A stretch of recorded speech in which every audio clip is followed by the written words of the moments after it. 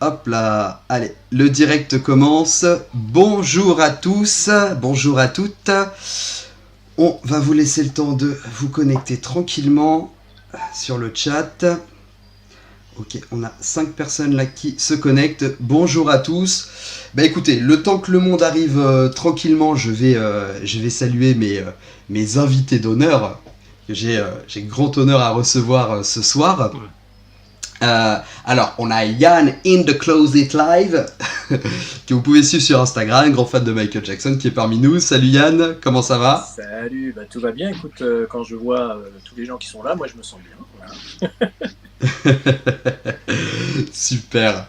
Alors, j'accueille aussi Hector Barjot, le plus grand collectionneur francophone Michael Jackson. Je suis super content de t'avoir sur ce live, Hector. Comment Merci, ça va? merci. Bah, ça va super. Je suis à fond là.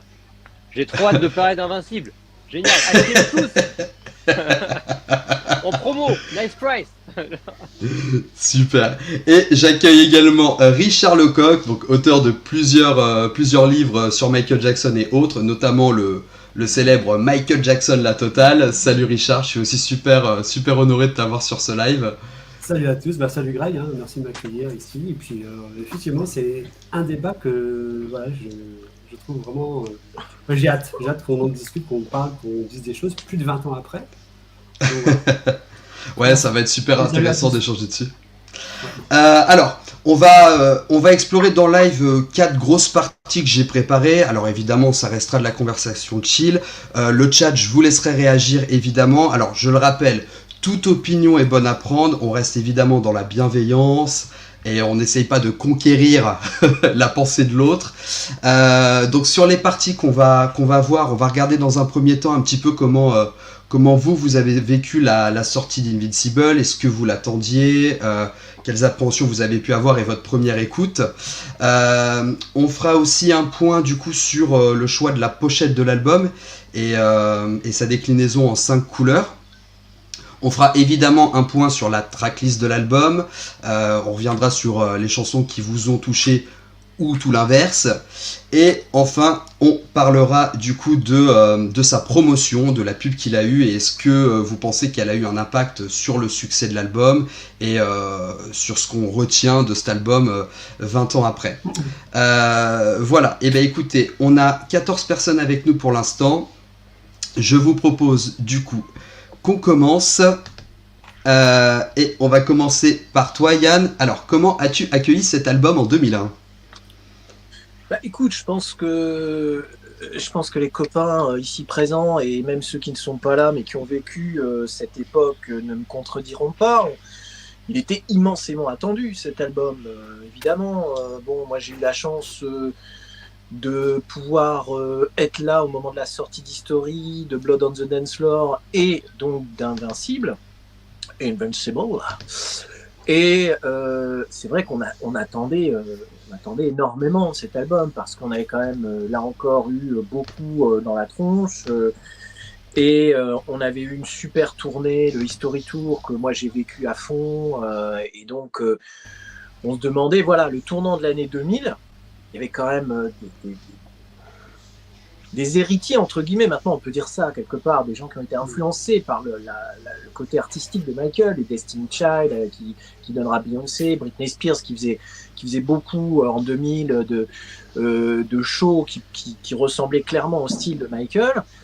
Donc on disait comment Michael va se renouveler et si ma mémoire est bonne, on avait vu passer déjà une transformation de look, que d'ailleurs je ne vais pas trouver terrible, mais enfin on disait ça bouge, quoi. Ça bouge. On entendait parler de Wyclef Jean, on entendait parler de différentes possibilités. Et là, l'album sort, et avec mon pote de l'époque qui était un grand collectionneur et qui m'a énormément appris, on était des fous furieux. On arrive, alors je crois que c'était pour ma part à Lille, au Furet du Nord qui commençait déjà à vendre des disques à l'époque. Il y avait la Fnac aussi, mais bon, on a fait une razzia, mon vieux, on n'a même pas cherché, quoi. C'est-à-dire qu'on a pris l'album et on a acheté tout de suite ceux qui étaient en couleur. Hey, salut Joe! Salut Joe! Bonsoir à tous. Désolé pour le retard. Ah non, Il n'y a pas de mal. tu seras puni, prends pas au cul. Donc, et donc, non, cet album était terriblement attendu. Bien sûr, bon, il y avait eu You Rock My World. Alors, on en rediscutera, j'imagine. Mais dans tous les cas, quand l'album arrive, je pense que, en tant que fan, on a une sorte de... On n'a pas de critique immédiate, quoi. On est juste sur le « il est là, on prend l'objet et on va tout de suite, et on est allé directement à l'appart de mon pote, il y avait une bonne sono, et on se l'est foutu dans le potard, tu vois, mais quelque chose de bien, à la Michael, quoi, histoire de vraiment l'écouter en puissance 12, quoi. Et il y a eu, pour moi, personnellement, je sais que des gens comme Davy, etc., ont un avis très très critique, et peut-être que parmi les copains ici présents, il y aura un avis très très critique, mais moi, à la première écoute, c'est un avis au début mitigé, et au fur et à mesure des pistes, de plus en plus, oh, oh, oh là là. Donc vraiment une claque dans la gueule, et à la réécoute, certains morceaux, forcément, on va dire certains morceaux très puissants, et certains autres un peu plus surprenants, plus lents à l'écoute, mais moi j'avais eu du mal avec Scream par exemple pour History, et aujourd'hui j'aime beaucoup. Jam aussi, il m'avait fallu du temps pour le digérer, et notamment le style de Dangerous, on pourra en parler des heures avec Richard je pense. Donc je me suis dit, sur certains titres, notamment les 3 premiers titres, peut-être qu'il me faut un petit peu de temps pour les digérer, mais il y a de la pêche, quoi. Et j'avais beaucoup aimé You Rock My World parce que c'était un retour de Michael dans les boîtes de nuit, dans les clubs. Ça faisait un moment qu'on n'avait pas un retour comme ça. Mais bien sûr, je parle du point de vue européen. On sait qu'au niveau États-Unis, ça sera finalement une autre affaire. Donc voilà, moi, pour résumer, très excité, une claque dans la gueule en l'écoutant, avec quelques points d'interrogation, mais en me disant, bon, il faut peut-être un petit peu de temps pour le digérer. Ok, merci Yann. Hector, tu veux dire quelque chose sur Invincible, ta découverte? Ouais, alors moi pour resituer la période pareil que Yann un peu, on avait suivi le History Tour à fond, donc on était hyper hypé comme on dit. You Rock My World, pour la petite anecdote, moi je l'ai découvert par téléphone, parce que je me souviens que c'était sorti dans l'été, et j'avais un copain que j'avais appelé d'une cabine téléphonique, j'étais en vacances en province, j'avais écouté à travers le téléphone, et c'est vrai qu'à l'époque j'étais hyper excité, des petites sonorités qui rappelaient un peu Remember the Time dans le titre. Donc au niveau du single, ouais, ça m'avait bien chauffé, quoi. Et puis effectivement, c'est aussi toute une période pour nous. Enfin moi, je commençais à bosser, ça fait déjà 2-3 ans que je bossais, donc plus de pouvoir d'achat pour pouvoir suivre la sortie, acheter tout ce qui sort, être à la sortie au Virgin Megastore. Nous on avait fait le Virgin Megastore. C'est vrai que c'était la folie, quoi. C'était très attendu, comme dit Yann, ouais, très très attendu. Les fans étaient vraiment excités comme pour les autres albums, il n'y a pas de doute.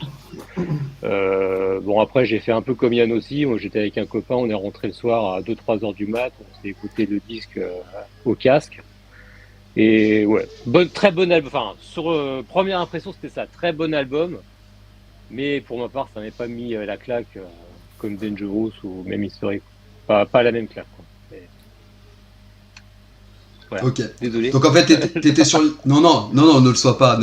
T'étais sur l'excitation en fait de la nouveauté, mais une fois que c'était écouté, digéré, ça t'a pas marqué. Le problème, c'est qu'il y avait des très bonnes chansons, mais moi, pour la petite histoire, toi, je rentre de vacances, j'ai mis Dangerous dans la voiture. Mes enfants, ils m'ont dit, c'est quoi cet album? Qu'est-ce qu'il y a comme titre incroyable qui s'enchaîne, tu vois? Ils connaissent pas les albums bien. Ils disent, mais c'est incroyable qu'il y ait autant de bons titres sur un album. Et autant Invincible, moi c'était un peu à l'inverse de Yann, j'aime bien les 3 premiers titres. Et puis après, ça devient assez lent. Moi je trouve qu'il y a un problème vraiment d'homogénéité entre les titres, de rythme. Ça casse un peu le truc, quoi. Donc chaque titre, à mon avis, un par un, est très bon. Mais je sais pas, il y a un truc qui est pas équilibré. C'est pas mon album favori, quoi. Comme vous l'aurez compris. Ah bon? Ça marche. Joe, toi, comment t'as vécu la sortie d'Invincible? J'avais 12 ans, 12-13 ans, je sais plus, j'étais au collège, ça je m'en souviens. Et en fait ça s'est fait en 2 temps. Il y a eu You Rock My World, qui pour le coup, pour ma part, ça m'a rassuré. Parce que c'était dans l'air du temps, c'était c'était une production qui se surfait dans l'air du temps. En fait, à l'époque, on est en 2001 et c'était vraiment le bon R&B de l'époque, en fait. Et York Marwan m'avait rassuré. Après, j'étais hyper content parce que bon, un album de Michael Jackson, ça s'attend. Enfin, ça s'attendait. Et c'était long par moment d'attendre. Et quand j'ai écouté Invincible pour la première fois, j'ai pas accroché.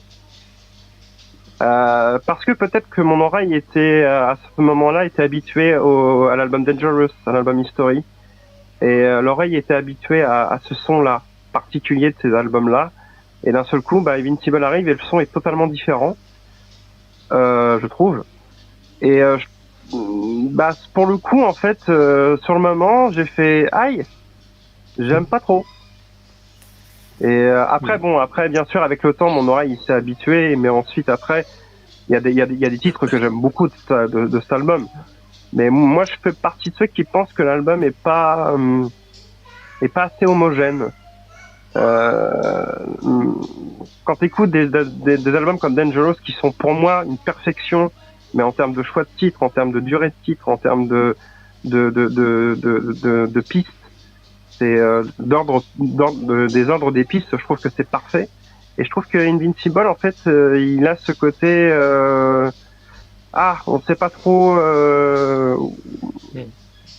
En fait, c'est pas harmonieux par moment, je trouve. Ok, ça marche. Merci Joe. Richard, toi, ton impression lors de la découverte de l'album? Alors, écoute, je veux un peu rebondir sur ce qu'ont dit les copains. Effectivement, une énorme attente à ce niveau-là. Alors, effectivement, je rejoins Joe sur ce qu'il a dit sur le côté en deux temps avec York Marwan et puis après l'album. Alors, quand est sorti York Marwan, d'ailleurs, dans des conditions assez tristes, parce qu'au tout début, c'était une version qui avait fuité sur la radio américaine KTU, avec un son super crade, la vitesse pitchée. Enfin bon, on s'est dit c'est quand même un élément pour savoir un peu ce qui va se passer. Alors, je te rejoins sur le côté un peu rassurant parce que bon, on sentait que la voix était là, qu'il y avait des choses intéressantes. Mais dans la structure, le morceau m'avait tellement rappelé Rain of the Time, et en même temps, c'est un morceau qui est très très typique de ce que faisait à l'époque Ronnie Jarvis, qui d'ailleurs s'est pas trop caché d'avoir pris ce template de Rain of the Time pour l'appliquer à des morceaux comme The Boys Man avec Bronzy Bonica, entre autres. If I Told You That de Whitney Houston, c'est la même structure aussi. Donc c'est une formule très entre guillemets convenue mais efficace. Et en ça, York Marwan, je trouve que c'était vraiment un très bon single parce que comme l'a dit Yann plus tôt, ça a ramené les gens sur les pistes d'annonce à danser sur du Michael, ce qui n'était pas facile à faire, notamment avec des albums comme Bad ou autres, ou quand on lançait Bad en boîte de nuit pour danser dessus, c'était moins évident qu'un morceau groovy comme York Marwan, qui rappelait du coup un petit peu cette ambiance of the Wallian, enfin un peu groovy, un peu funky, qui était vraiment sympa. Après, moi, comment j'ai reçu l'album, en fait, je sais pas si vous vous souvenez, mais c'est à cette époque-là, en fait, je trouve que c'est le premier et seul album de Michael finalement sur vivant qu'on a vécu comme ça, c'est que on commençait à avoir accès à des infos sur Internet un petit peu en amont, si on est sur les forums. Il y avait le site bien sûr Planet Jackson de Black and White qui nous alimentait en news vraiment, du coup, qui en plus nous amplifiait ou nous suramplifiait encore plus l'attente parce qu'il nous en faisait des choses dingues sur pas mal d'éléments de l'album, sur sa composition, le nombre de titres, et un morceau qui vient d'arriver, il y aura ça en plus, il y aura ça en moins. Donc c'était un petit peu fou. Et parallèlement à ça, j'ai souvenir que le site officiel de Michael avait été refait et qu'ils avaient mis des petits extraits, notamment de Butterflies avec l'animation des papillons, des choses comme ça. Ouais. Donc, et je trouve, alors ça me je trouve, Butterflies, c'est un morceau sur lequel j'ai accroché tout de suite. Et puis après, l'album sort. Donc moi, je me rappelle que ce soir, le soir de la sortie, il y avait la soirée au Virgin Megastore. Et il y avait aussi sur TF1 une soirée spéciale Michael avec des clips qui étaient diffusés. D'ailleurs, je crois que c'était le Rockman qui faisait des voix off, qui racontait des histoires en intro de chaque clip. Donc moi, j'avais regardé ça, je n'avais pas été au Virgin parce qu'en fait, je trouve que Invincible, comparé aux autres albums, on pouvait se poser à l'époque un peu la question de l'ambition de Michael. Qu'est-ce qu'il voulait faire à cette époque-là? Parce qu'on se rend compte que Off the Wall, c'était un album solo, Thriller, c'était pour dépasser, c'est un peu la vengeance du manque de Grammy de Off the Wall. Bad, voilà, c'est après Thriller, qu'est-ce qu'on fait? On fait Bad pour c'est le truc. Dangerous, il est enfin tout seul, il prouve qu'il peut faire tout bien. History répond aux affaires, à l'affaire d'extorsion des Chandler. Finalement, Invincible, qu'est-ce que Michael voulait nous dire aussi? Qu'est-ce qu'il avait comme ambition là-dessus? Et je pense que le côté décousu dont on parlait, puis peu de problème, je pense qu'on va en parler aussi plus tard, font que j'ai l'impression que l'album a peut-être manqué d'une idée initiale ou d'une ambition ou d'un concept fort. En tout cas, que Michael, même quand il est sorti, n'a pas forcément expliqué, quoi. Alors moi, après, quand j'ai écouté, je trouvais que ça manquait cruellement de tempo efficace. Pour Unbreakable, j'ai connu plein de fans qui ont accroché dessus. Alors, en fait, moi, je suis un petit peu trop... Enfin, j'ai mes morceaux d'ouverture de production qui sont Can You Feel It, On a vu Satin Something et Jam. Pour moi, sont les morceaux imparables pour eux des albums. Voilà, je pense que Michael n'a pas fait mieux dans sa carrière que ça. Parce que même Scream Shoot, pour moi, il est un petit peu en dessous. C'est mon avis. Et Unbreakable, j'ai écouté le morceau et je trouvais, ouais, bon, ok, mais voilà. Alors, moi, les trois premiers morceaux, je les trouvais un petit peu trop similaires, un peu trop dans la même veine, trop sur le même template, trop sur les mêmes codes.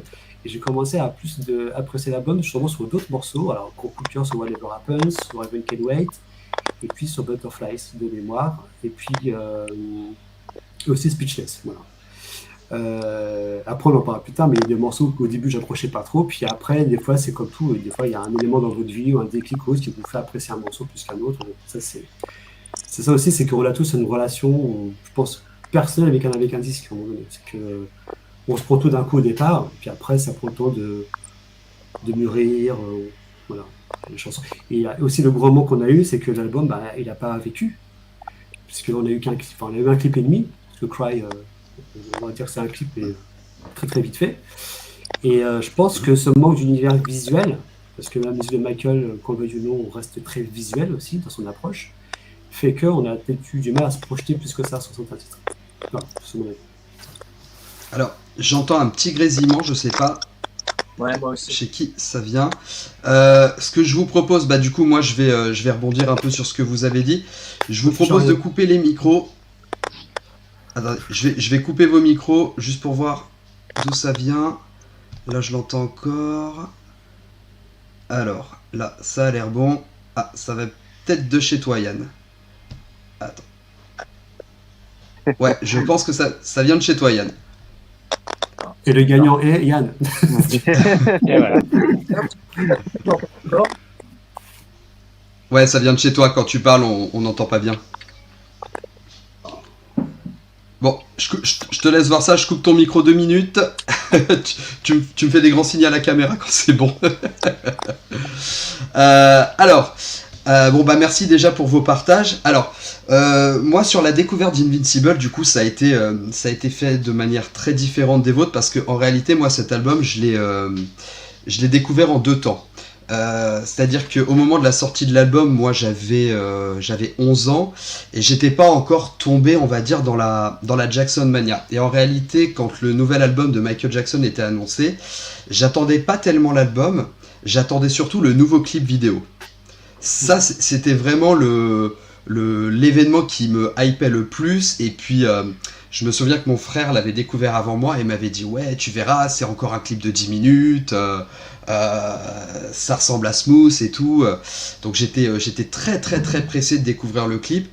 Et forcément, quand j'ai découvert le clip, alors, j'étais à la fois super heureux, mais à la fois dans une dynamique où, petit déjà vu quand même.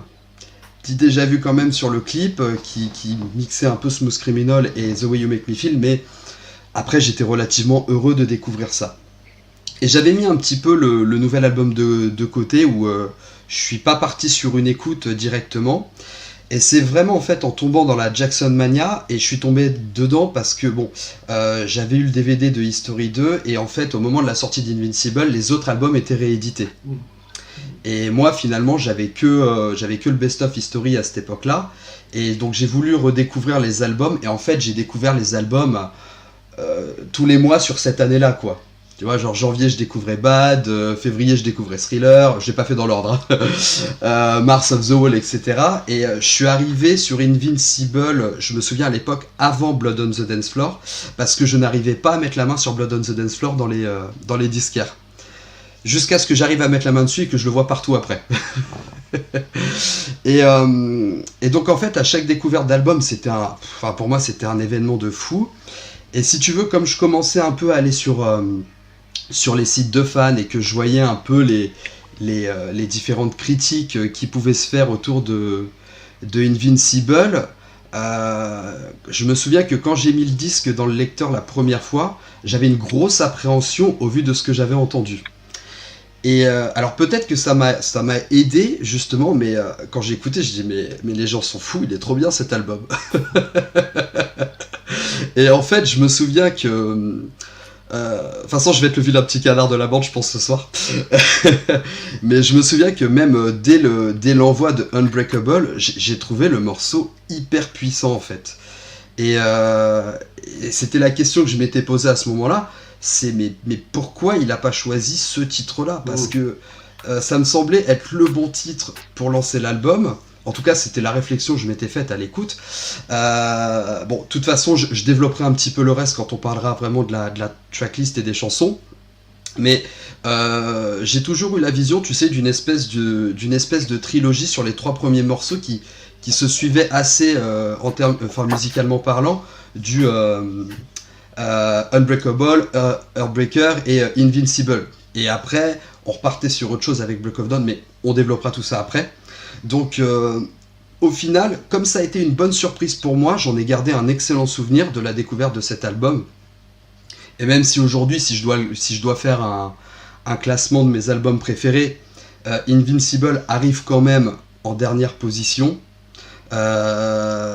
Mais ça n'en est pas moins, à mon sens, un très bon album à écouter, effectivement, avec une sonorité différente de ce qui a été proposé.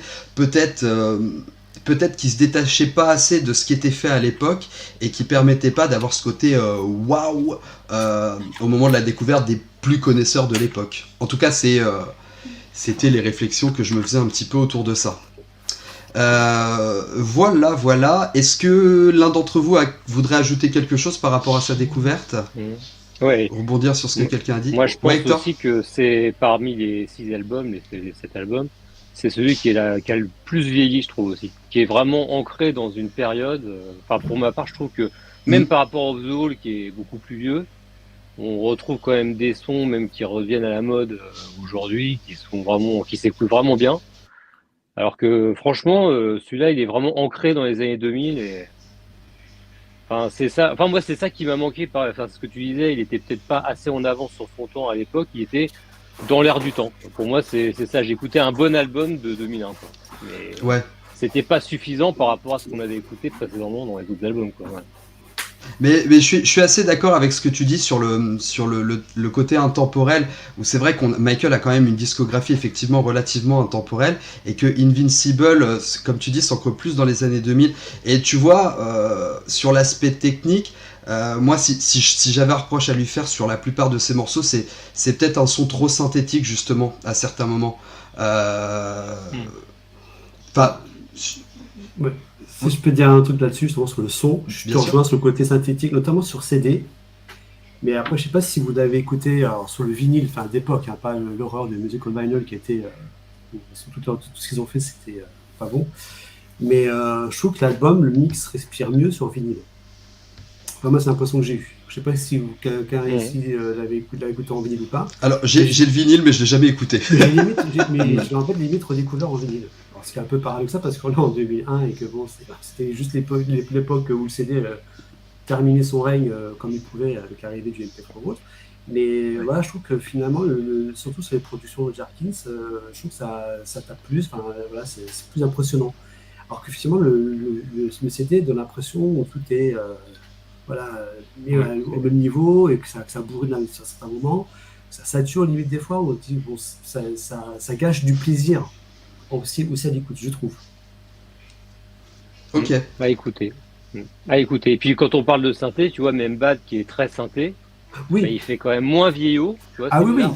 Mais c'est pas. Totalement. Alors que c'est l'album des synthés, aussi. Quoi. Oui. Mais on se disait à l'époque, il y en a même certains qui disaient c'est très marqué synthé et dans 20 ans les synthés ça sera fini. Enfin, tu vois, c'était vraiment l'ère du synthé. Mais je finalement, pense, ça respire mieux, quoi. Ouais. je te rejoins, mais je pense que Bad, il y a quand même des morceaux qui sont devenus des morceaux tellement iconiques de Michael. Je pense à Smooth Criminal, Bad Bad en lui-même. Enfin, peut-être que si on. Il y a tout un aspect visuel aussi qui a marqué l'époque de Bad, tu vois, qui accompagnait l'album.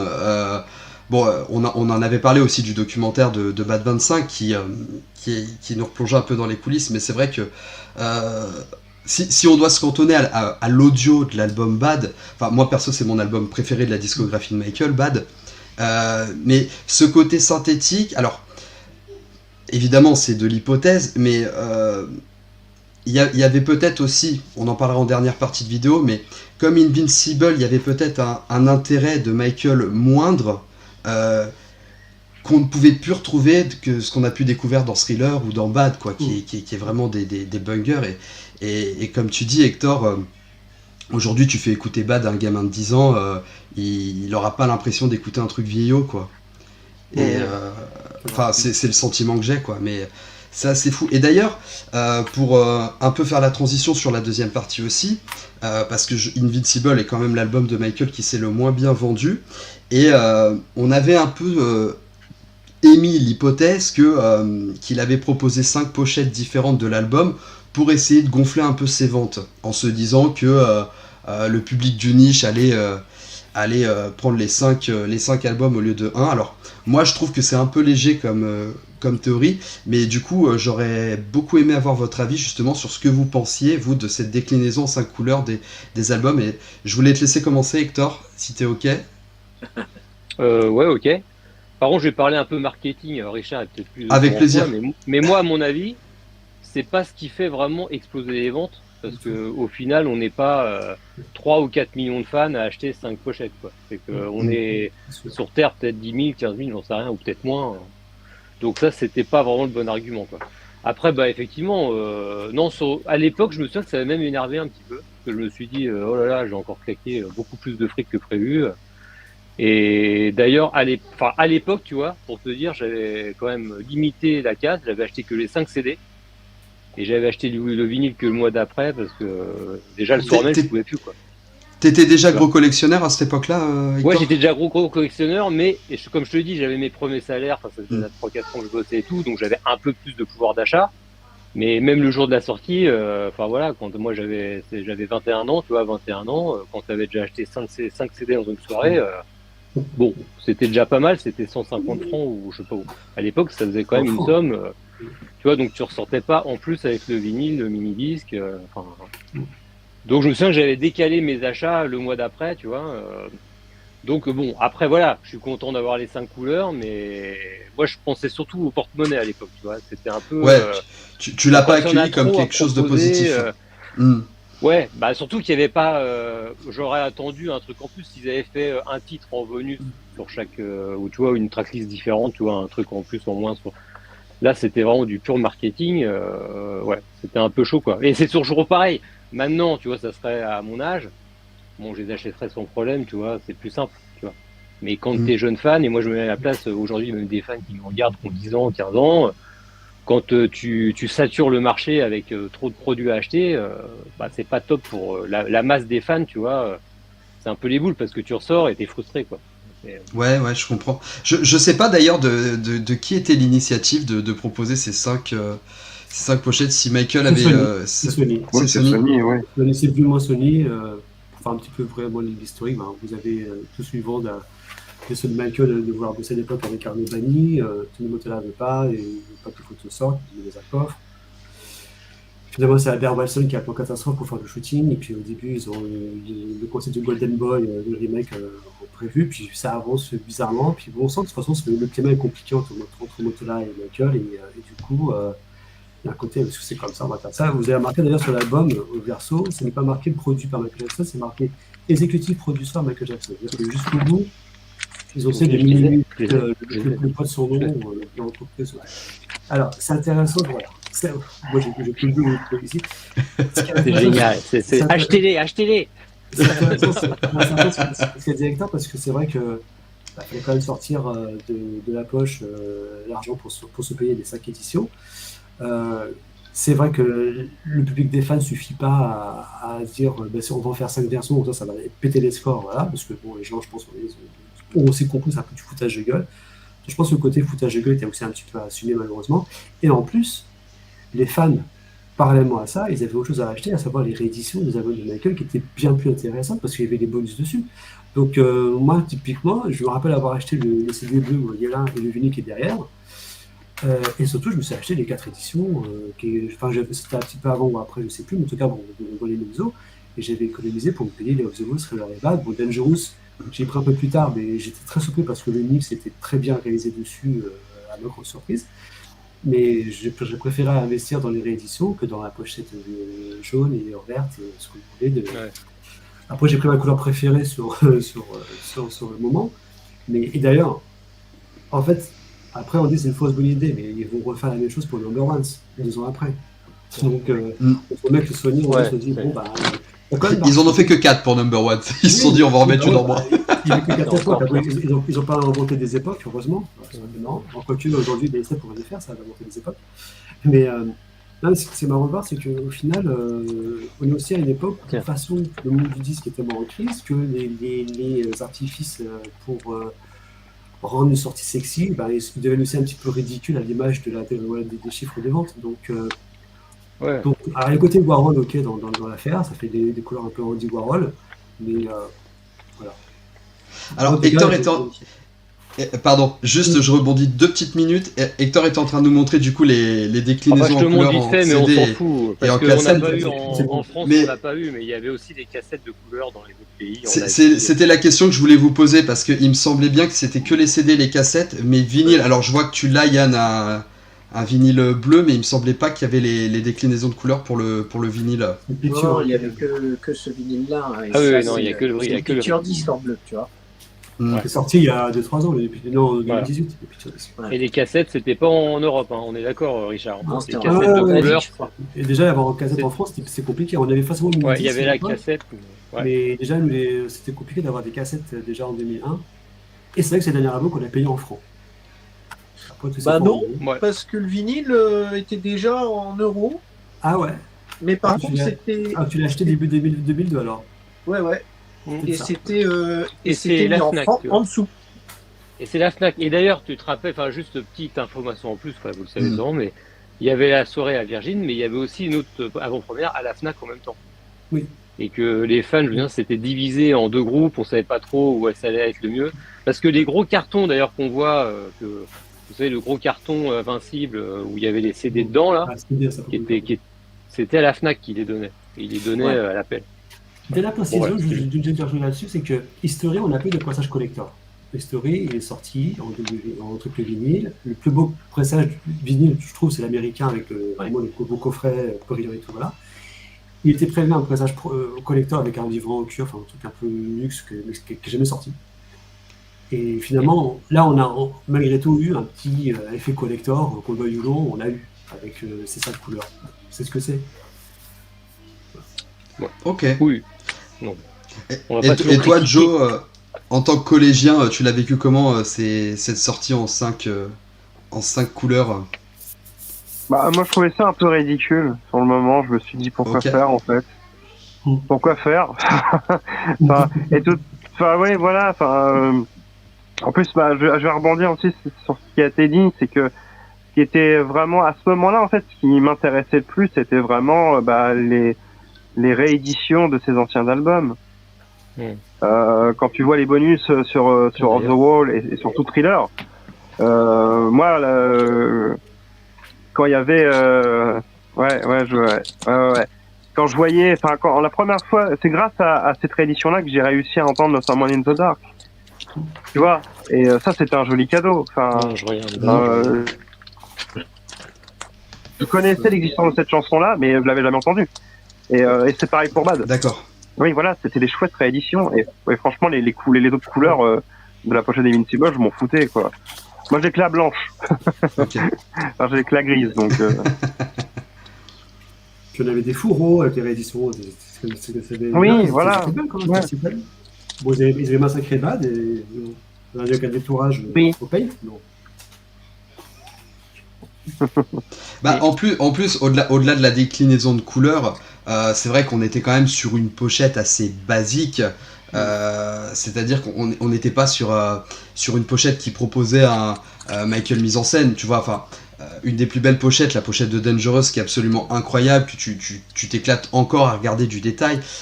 Bon, la pochette History aussi, qui en imposait mine de rien, où tu avais une colorimétrie qui était intéressante. Et même celle de Blood on the Dance Floor, tu sais, qui...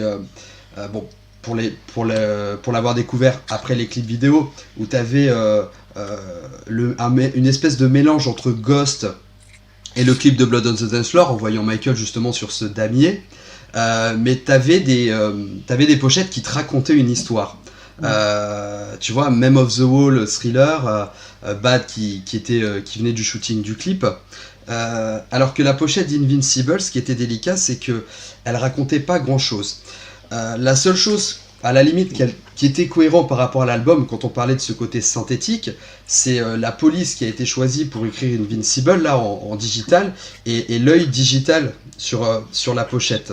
C'est pas mal ça. Voilà, qui annonçait cette déclinaison. D'ailleurs, c'était le single de You Walk My World, c'était au final l'œil, mais plus synthétique, quoi. Ouais, exactement. Merci Yann. Et c'est vrai que... Si tu regardes le Michael, tu vois Michael Jackson. Jackson est une police normale, alors que Michael est une police très cryptée, très... C'est ça. Et c'est vrai que la pochette d'Invincible, si ce n'est par sa déclinaison de couleurs, te racontait très peu de choses. Et je pense que, en termes de visuel, comme tu l'as dit Richard, un des plus gros points faibles de cet album, c'est tout son aspect visuel, au-delà de l'album en lui-même. Et c'est vrai que la pochette paraissait assez basique et pas à la hauteur de ce que Michael avait pu présenter. Et que tu avais l'impression un peu que cette déclinaison, enfin je dis mais je parle en mon nom évidemment, que cette déclinaison en 5 couleurs était un peu un aveu de manque d'idées sur la pochette. Pas trop, Ouais. Enfin, Ouais Hector. Moi je trouve qu'il y avait quand même une idée, parce que si vous vous rappelez, parce que là, c'est vrai que quand tu vois la pochette comme ça, moi ça me fait un peu flipper, même on dirait quasiment pas Michael, on le reconnaît pas. Mais le cliché, vous l'avez vu, il est beaucoup plus grand. Ah oui, Et quand on le voit en entier, magnifique. le rendu n'est pas du tout le même, quoi. Du tout. Et donc du coup, je pense que si on avait eu cet autre cadrage, je pense que ça aurait tout changé. Déjà, après on aime ou on n'aime pas, mais là on avait vraiment une photo artistique, quelque chose qui ressemble à un truc. En fait, on a l'impression qu'ils sont outre d'une table, ils se disent bon, qu'est-ce qu'on va faire pour vraiment planter l'album de A à Z. Bon, on va laisser un truc qui est quand même bien, c'est le côté numérique et tout, mais bon, on va zoomer l'image à fond, on va tout aplatir, on va mettre tout on va comment flinguer la version d'Albert Watson. Par contre, moi ce que j'ai aimé, c'est ça par contre. Donc, oui, c'est vrai que ça c'était joli. Et à la limite, je me suis dit, voilà, ça aurait été sympa d'avoir limite un album Gatefold où on ouvre ça, on a ce gros visuel en grand et tout. Je parle du vinyle. Hein. Voilà, on retrouve quelque chose d'un peu de spectaculaire, ou même avoir une photo comme ça en pochette, avec un mouvement, un truc. Attention à pas faire le monde, mais c'est ce que c'est. Ouais, bien sûr. Mais tu vois, même au-delà du recto, même sur le verso, moi je me souviens que j'étais un peu dérangé, tu sais, je trouvais que la tracklist à l'arrière était totalement compressée sur la présentation. Ah oui, Bah, c'est vrai. C'est même illisible quasiment. Enfin, ouais. Tout petit. Faut vraiment. Voilà, tu vois, t'as ce gros plans sur cet œil synthétique et la tracklist était complètement compactée. Toi, Yann, tu l'avais vécu comment les 5 déclinaisons? Alors, je vais pas être totalement d'accord avec les copains parce que je pense que d'abord, je l'ai sans doute vécu comme Hector au départ parce que je collectionnais aussi. Et du coup, je me suis dit, ça y est, je vais devoir débourser, quoi. Bon, c'est vrai qu'il y a ce premier réflexe du collectionneur qui est de dire, waouh, je vais devoir débourser, alors qu'en fait, si tu regardes bien, il y a juste la couleur de la pochette qui change. Ça fait un peu cher pour juste une pochette qui change pas. Mais après, si tu réfléchis pas en collectionneur et que tu te mets juste en simple fan, admirateur ou quelqu'un qui a juste envie d'acheter le dernier Jackson pour mettre dans sa discothèque, même si en 2001 ça commençait à être de moins en moins le cas puisqu'on arrivait avec le monde du streaming et notamment Napster, Emule, tous les trucs illégaux. Et je pense que d'ailleurs c'est une des explications aussi de cette histoire d'album qui a peut-être moins bien marché. Mais bon, Euh, bah, t'as 5 pochettes, tu fais un choix esthétique. Ça peut être sympa de dire ah bah je le préfère en bleu, ah bah je le préfère en vert. Moi d'ailleurs j'ai pris les 5, j'ai pris non pas le gris mais le vert et je l'ai usé jusqu'à la corde à l'écouter et les autres sont restés dans leur cellophane. J'aurais pu tu vois faire un autre choix. Mais je me dis celui qui veut en acheter un et c'est pour ça que je pense que c'est pas si marketing que ça parce que les collectionneurs oui ils vont l'acheter d'accord. Bon. Mais Et le disque à l'intérieur était blanc, hein, je crois, sur toutes les couleurs. Identique, il n'y avait rien qui changeait à l'intérieur. Ouais. Donc si tu veux, voilà, c'est peut-être un attrape-nigo pour collectionneurs, mais par contre, pour ceux qui ne sont pas collectionneurs, c'est une occasion d'acheter une version de l'album qui leur plaît davantage selon la couleur. Et c'est vrai que d'ailleurs, si tu regardes les pochettes, ouais, il y a peut-être une pochette qui va te plaire plus que l'autre, tu vois, voilà. Alors, pour rebondir, il y avait une plaquette qui était sortie à l'époque pour annoncer la sortie du disque, et puis effectivement, à l'intérieur, tu avais tout en bas le rappel qu'il y avait les fameuses rééditions, etc., qu'il fallait acheter, y compris le fameux best-of aussi qui était sorti, History Greatest Hits 1. Donc c'est vrai qu'on avait eu une période assez faste en sortie et surtout les rééditions of The Wall, Thriller et Bad avec des inédits. Bon, Dangerous, c'était plus les photos qui étaient intéressantes, ils avaient mis aucun inédit. Mais je trouve pas choquant cette histoire de pochette. Par contre, je trouve pas ça d'une originalité folle. Voilà, ça manque de puissance. Pareil, la pochette, puisqu'on parle du vécu de la pochette, moi aussi j'ai été déçu par cette pochette. Mais forcément, t'as Dangerous, qui est quand même une explosion mystérieuse, visuelle, artistique. Je pense que tout le monde, à peu près, est d'accord. En tout cas, les fans, de nombreux fans, disent que c'est la meilleure pochette de la discographie de Michael. Bon.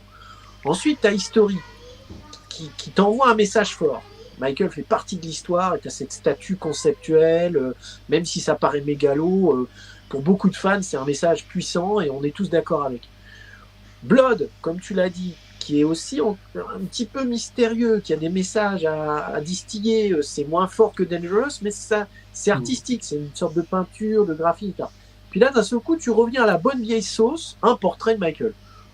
Un peu comme Off the Wall, Thriller, Bad, un peu moins conceptuel, parce que Bad, c'était fort conceptuel avec tout le look, quoi. Et là, il y a un tout petit concept qui est le côté digital, le côté pixelisé de l'œil du Michael. Ouais, bon, ça s'explique un peu après dans la sonorité de l'album, par contre.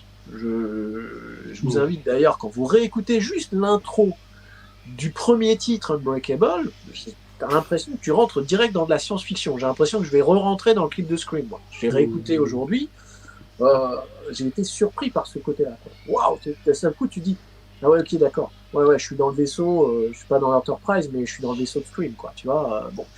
Donc, la pochette l'explique un peu, mais c'est vrai que c'est vraiment pas ma pochette préférée. D'abord peut-être aussi parce que je suis largement influencé par le fait que depuis 2000, je ne reconnais plus la tête de Michael. Je suis un peu effrayé même par la tête de Michael.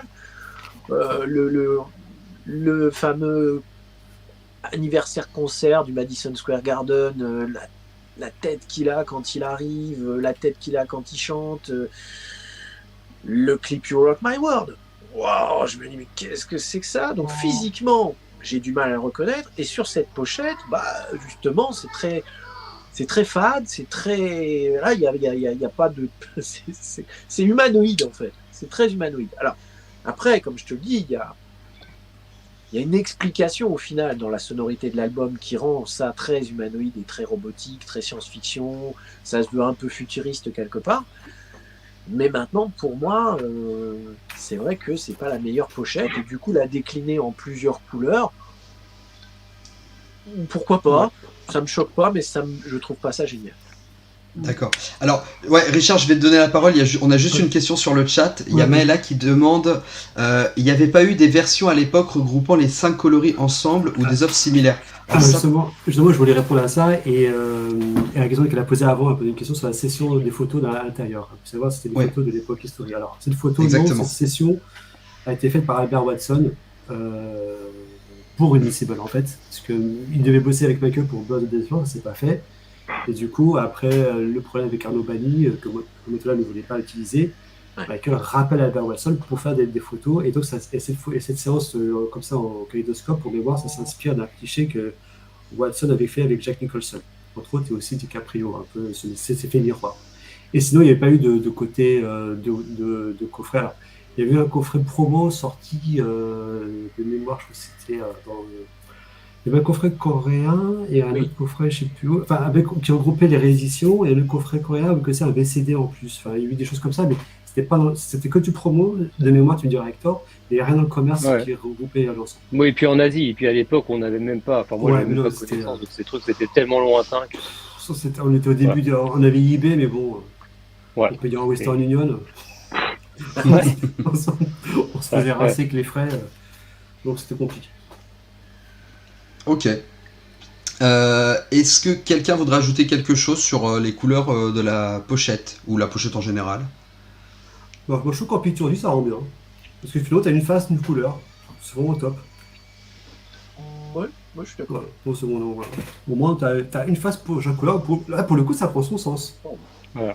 Et je me dis pourquoi ils l'ont pas fait à l'époque, parce qu'on aurait une face, une couleur. Bon, voilà, c'est fait. Hein. Comme Breaking News, c'est fait. Hein. Bah, de toute façon, on sait que Invincible, je pense que avant sa sortie, a dû faire l'objet de bon nombre de conversations dans les, dans les bureaux. Ok, ça marche. Bah écoutez, je vous propose qu'on passe à la troisième partie, du coup, qu'on parle un petit peu des chansons présentes sur l'album. Est-ce que quelqu'un voudrait prendre la parole ? Merci pour cet enthousiasme. Je pensais que Yann y reprend. Non, bah écoutez, moi je vais... Non, je vais écouter... Je l'ai pas écouté encore. Faut que t'écoutes l'album. Ouais, je l'ai pas écouté en fait.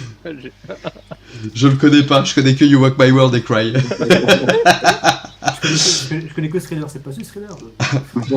Si vous voulez parler de la chanson Shout aussi, c'est possible. Hein.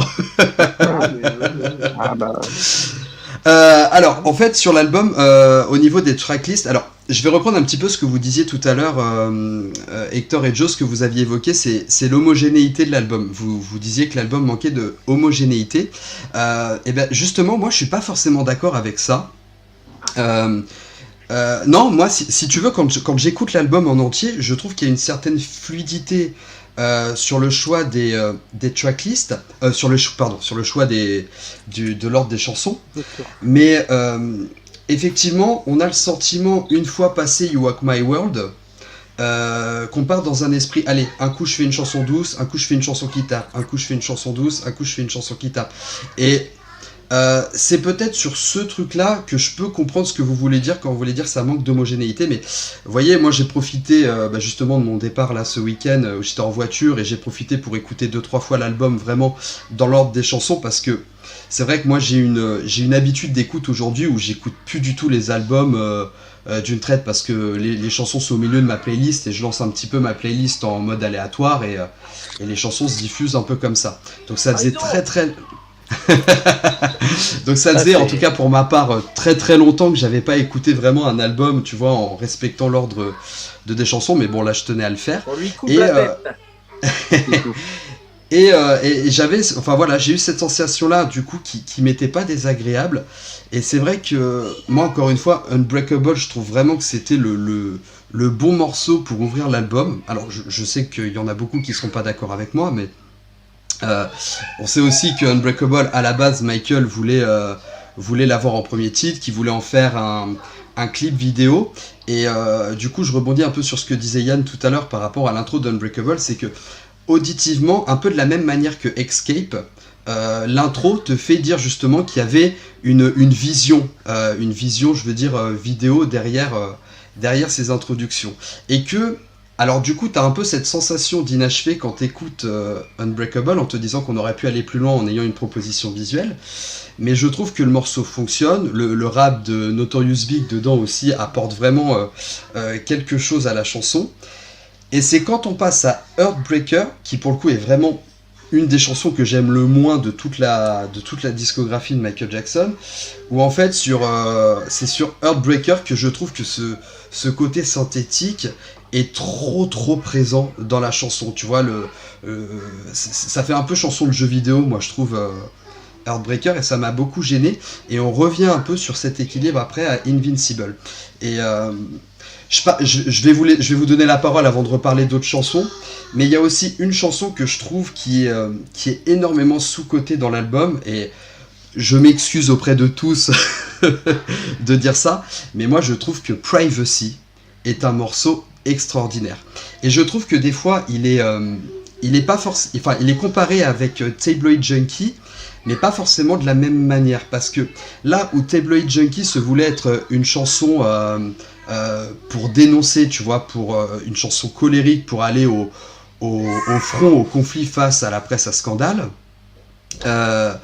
Privacy était une chanson plus dans la confidence, plus dans la façon dont Michael vivait les choses, parce que Tabloid Junkie, on est dans le tu, et dans Privacy, on est dans le je.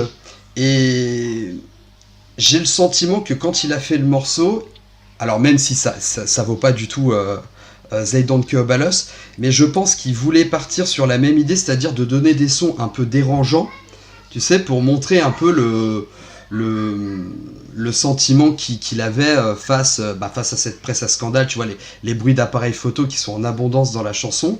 Et je trouve qu'elle n'a pas forcément été prise de la bonne manière à trop être comparée à Tabloid Junkie, alors que moi je trouve personnellement le morceau formidable.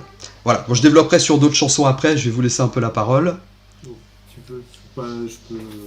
Ouais, vas-y Richard. En fait, sur Invincible, se pose la question aussi de comment l'album a été conçu, parce qu'en fait, on est habitué à l'écurie, enfin à l'époque Quincy Jones, donc un duo Jackson-Jones très efficace.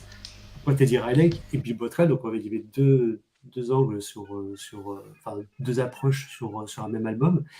Ça commence un petit peu à se distendre sur History, où il y a du Jamie Lewis, c'est du Michael tout seul, et du Glass Austin. Bon, il y a un peu ça commence un petit peu à devenir. Je pense que Greg galère là, il est en train de couper le micro de revenir. Et les gosses derrière. Ouais, exactement. Cette impression un petit peu décousue sur History, où justement Michael retravaille des vieux morceaux. Enfin, on a quand même Come Together dessus. Bon, on va pas refaire le débat sur Come Together sur History, mais voilà. Je pense que vous avez compris. Et effectivement, sur Invincible, ça s'accentue. Pourquoi? Alors déjà, il y a un choc de génération sur Invincible. Prenez Jarkins, qui est en fait l'élève de Teddy Riley, et Teddy Riley. Alors, tous les deux, Riley et Jarkins, à ce moment-là d'Invincible, sont à des moments de leur carrière très cruciaux, on va dire. Jarkins, il est un petit peu sur la fin de la grosse vague qu'il a portée pendant la fin des années 90 jusqu'au début des années 2000, parce que le dernier gros disque qui va sortir, c'est Full Moon avec Brandy, qui sort quelques mois après Invincible. Et Riley, il est déjà un petit peu en train de peiner dans la semoule, parce que avec Black Street, ça a mal tourné en 99, 2 ans avant, avec Double Finally. Il a reformé Guy, mais ça n'a pas été tout ça. Et quand on écoute finalement Invincible, on se rend compte que, alors, So Dangerous, Michael Jackson et Teddy Riley, on sent la chimie entre les deux. C'est-à-dire qu'il y a le style de Riley, le style de Michael, et ça fait quelque chose d'unique.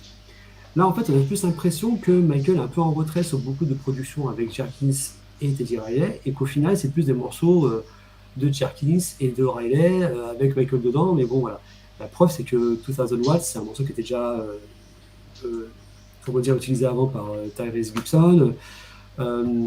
Et puis Shout, pour parler de Shout, c'est vraiment le mix entre le remix de Fix de Blackstreet et Do It, qui est un morceau de Guy. Quand vous écoutez les deux, vous comprenez d'où vient ça. C'est-à-dire qu'en fait, Invincible, au lieu d'apporter des visions peut-être nouvelles, je me rappelle en écoutant Bad, quand j'écoutais Speed Demon sur Bad, je comprenais pas ce qui m'arrivait, quoi. En 87, quand Speed Demon arrive, ce style de chanson, c'était inédit chez Michael. Finalement, on est dans un album où Michael, alors, c'est aussi volontaire, où c'est aussi la force des choses qui a fait ça. Il est plus interprète qu'acteur de tout ça. Et ce qui aussi montre que sur des chansons qui sont peut-être pas les plus faites sur mesure pour lui, il s'en sort quand même bien. Mais on retrouve notre Michael, on va dire, vraiment sur 2 morceaux, The Washington et Speechless, c'est vraiment du Michael pur jus. Et sur les autres, on le sent même dans l'écriture, moins impliqué, et plus finalement en position d'interprète. Alors c'est peut-être plus comme ça que moi, finalement, Invincible, j'ai appris à l'apprécier avec les années, en me disant, bon ben c'est pas le Michael qui compose sur base de 9 chansons sur 11, quoi. C'est un autre Michael. C'est un Michael qui a 43 ans, qui a pas plus les mêmes ambitions, et qui fait autre chose. Et je trouve que finalement, Invincible, pour moi, c'est mon avis, il est plus fort dans ses ballades que dans ses versions rapides, ses morceaux rapides. Mais d'ailleurs, Richard, pour bondir un petit peu, que tu parlais de Rodney Jerkins, moi, il y a un truc qui m'a toujours gonflé, c'est sur You Walk My World, cette intro où Michael lâche un Dark Child. Tu sais que... En fait, ce qui est troublant avec Jerkins et Michael, c'est que moi, j'avais beaucoup aimé l'album qu'il avait fait avec Whitney Houston 3 ans avant, My Love Is Your Love, qui est juste sublime. Et moi, je dis, Whitney et Rodney Jerkins, c'était magique. Je me dis, Michael, ça va être dingue.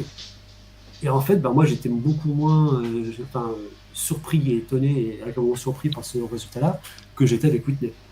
Et t'as raison, le gimmick de Darkchild, il dit Michael a cédé au diable du Darkchild. Oh là là là là, horrible. Ouais, exact. Après, je sais pas. Non, mais Yann, peut-être? Ouais, je veux bien rebondir. Alors après, moi, je suis peut-être moins dur là-dessus. Bon, je pense que Michael a toujours cherché le bon producteur qui va essayer de propulser la marque Jackson dans l'air du temps, voire même devancer l'air du temps. Bon, je pense qu'avec Off the Wall, il était pas forcément innovateur, mais il y avait quand même une sorte de fin de l'ère disco et il réussissait à transcender le disco pour garder quelque chose de très funky jazz qui était et qui aujourd'hui est, comme on l'a dit tout à l'heure, très très facile à écouter parce qu'il y a un retour justement un petit peu du disco funk. On voit bien avec Dua Lipa, on voit bien avec Bruno Mars, on voit bien avec certains chanteurs The Weeknd, les sonorités 80, etc. Donc je pense qu'il y a un retour effectivement. Donc c'est très facile aujourd'hui de se mettre off the wall, d'écouter ça, c'est tellement agréable et c'est vraiment un très très très bon album qui pendant longtemps a été d'ailleurs sous-estimé parce que précédent Thriller, Michael n'ayant pas encore transformé en petit minet funky, mais encore avec l'afro, etc. Bon, donc on pourra sans doute en discuter dans une autre émission. Thriller, évidemment, l'avalanche, la Jackson Mania, Bad, bon, effectivement un album qui lui aussi se veut novateur avec une sonorité synthé encore plus forte que celle qui était dans Thriller. Thriller qui innove avec des crossovers type Beat It. Bon. Donc c'est vrai que, ou des sonorités africaines, voilà, Be Started Something, qui lui vaudra d'ailleurs un procès, mais il y a un côté novateur. Dangerous, c'est très fort, parce que comme le dit bien Richard, il y a une alchimie qui se fait avec Teddy Riley, les sonorités de Riley. Moi j'ai eu du mal au début, alors que maintenant j'adore cet album et certains titres, In the Closet évidemment, mais voilà, il y a une alchimie qui se fait tout en ayant en même temps une sorte de deuxième partie d'album où il y a le pur jus Michael. Will You Be There, Keep the Faith, Heal the World, des messages de Michael, des côtés gospel, les thématiques Dangerous, voilà, cette fille est dangereuse, etc., et qui est une ressucée d'un film de Fred Astaire, enfin voilà, il y a plein de trucs comme ça. History, c'est finalement, j'ai piqué les producteurs de ma sœur, et le son, là aussi, marche très bien, donc il n'y a pas de problème. Rodney Jerkins, finalement, c'est la poursuite de ça, c'est-à-dire chercher le producteur qui va être bien, et peut-être un producteur trop dans l'air du temps, et pas assez novateur. Même si moi, au départ, quand j'ai écouté l'album, je me suis dit, oh, c'est novateur. Avec le recul, si tu écoutes les albums de Rodney Jerkins, effectivement, t'as pas l'impression qu'il réussit vraiment tant que ça à être novateur avec Michael. Il n'y a pas une alchimie. Il y a, et Richard a raison, je pense, là-dessus, il y a un bon album de Rodney Jerkins, de Teddy Riley et quelques autres, et Michael est venu poser sa voix et donner un petit coup de talent là-dedans, mais c'est plus le Michael qu'on a connu, qui passe des heures et des heures dans le studio. C'est un Michael qui est en train de se reposer parce qu'il a vécu des grandes épreuves, qui a maintenant comme priorité sa famille, et donc il va perdre un temps fou à réserver des heures et des heures de studio parce qu'il ne sait jamais quand il va y aller et quand il aura le temps d'y aller. Alors qu'avant, c'était des heures et des heures de studio, mais productives. Là, c'est des heures de studio, à mon avis, où il n'y est pas, et où de temps en temps, il y vient, et il laisse finalement il laisse les alchimistes œuvrer, et puis lui, il vient pour faire l'œuvre finale et apporter le petit truc, quoi. Mais du coup, il est beaucoup moins investi, je pense, dans le studio, et apporte moins sa pierre de touche, parce que peut-être ça l'intéresse moins aussi, parce que c'est un album où il est obligé de le faire, parce que voilà, c'est le contrat de Sony qui veut ça. C'est aussi un album qui va très vite le décourager parce qu'il se rend compte que le contrat de Sony n'est pas bon et qu'il n'est plus la priorité aux États-Unis. Donc je pense qu'il doit trouver un producteur qui le remette en avant aux États-Unis, qui le remet en avant sur le R&B, parce qu'aux États-Unis, ça prend cette tournure très forte autour du R&B et du hip-hop, du rap. Pas surprise, Rodney Jerkins, quoi. C'est le mec de l'ère du temps. C'est le mec des Destiny Child, c'est le mec de Brandy, Monica, c'est le mec de Whitney Houston qui a fait un très très bon album, effectivement. Mais est-ce que c'est un bon choix pour un artiste multitalent, multistyle comme Michael? Je ne sais pas. Pourtant, si vous prenez cet album avec du recul, moi je trouve que c'est un retour aux sources R&B. C'est un côté off the wall moderne. C'est un côté balade R&B qu'on n'avait pas beaucoup chez Michael finalement. Quand vous écoutez les balades, elles sont vraiment chouettes. Et ça faisait longtemps qu'on n'avait pas des balades comme ça chez Michael. You Are Not Alone était très bien, mais au bout d'un moment, elle nous gaffe parce qu'on l'a tellement entendu, etc. Moi, je critique pas Cry, j'aime beaucoup Cry, puis j'aime beaucoup R. Kelly, donc c'est peut-être aussi ce qui existe. Mais c'est vrai qu'il y a d'autres balades, Butterflies, Break of Dawn, Whatever Happened, etc., que je trouve très très agréable à écouter. Mais je pense qu'on attendait de Michael des titres plus costauds avec des clips dantesques. Et c'est vrai que moi j'aime beaucoup Unbreakable, mais par contre, si tu commences à écouter Unbreakable, que tu mets juste derrière Heartbreaker et tu mets encore derrière Invincible, il y a des moments où tu es un peu paumé et tu as l'impression que tu entends plus ou moins 3 fois des bruits un peu partout dans tous les sens. Et je pense que ça aurait dû être distillé différemment. Parce que ça nous aurait permis d'apprécier un peu mieux.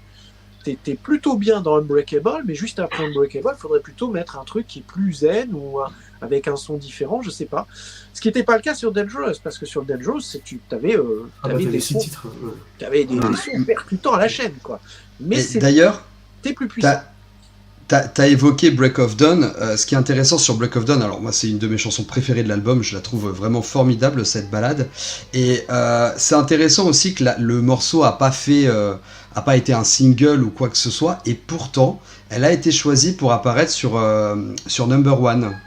Ouais. Oui. Après. C'était d'ailleurs une surprise pour moi de voir Break of Dawn sur Number One. Une bonne surprise, mais ce qui prouvait aussi que Michael tenait quand même à cette chanson. Ouais, ou parce que c'est comme Butterfly, si tu veux, c'est un single qui a été porté par les radios que je pense Sony n'attendait pas, quoi. Non. Parce qu'en fait, les mecs se sont dit, mais il y a des trucs intéressants dans cet album et Sony n'est pas capable de les mettre en avant. Ça, c'est dingue, quoi. Ouais, donc, vrai. si tu veux, je pense qu'il y a une force de cet album, malgré tout, c'est d'essayer de faire un retour dans le rayon R&B. Alors, c'est surprenant parce qu'évidemment, il y a d'autres chansons comme You Are The Lost Children, You Are My Life qui sont un peu moins R&B. Alors, c'est vrai que, je vois, il y a un regret, c'est toutes les chansons de Pharrell qui auraient pu être prises en compte et qui ont été finalement sur l'album de Justin, qui est un très bon album, j'aime beaucoup Timberlake, mais c'est vrai qu'on peut se dire, merde, qu'est-ce que ça aurait donné si c'était Michael qui allait chanter. Bon, c'est tout. Comme dirait Richard, c'est comme ça. Rock Your Body, je suis pas aussi sûr que ça aurait été bien sur Michael, parce que est-ce qu'on n'aurait pas eu le sentiment d'une redite de Rock With You et peut-être un manque d'originalité? J'ai pensé à un hommage quand j'ai vu Rock Your Body par Justin. Je me suis dit, tiens, c'est un hommage à Michael. Maintenant, on ne saura jamais.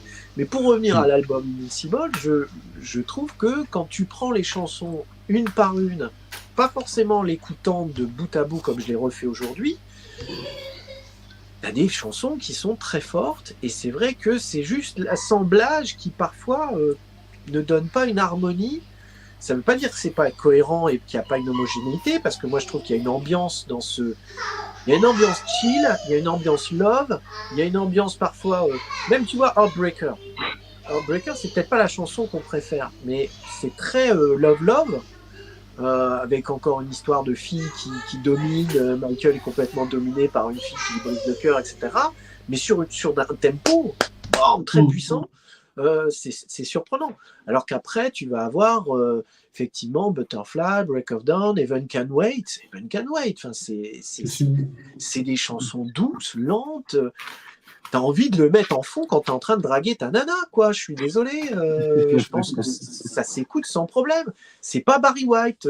Barry White, c'est plutôt Privacy, et je trouve que c'est pas une très très bonne idée d'avoir baissé à fond comme ça la voix de Michael.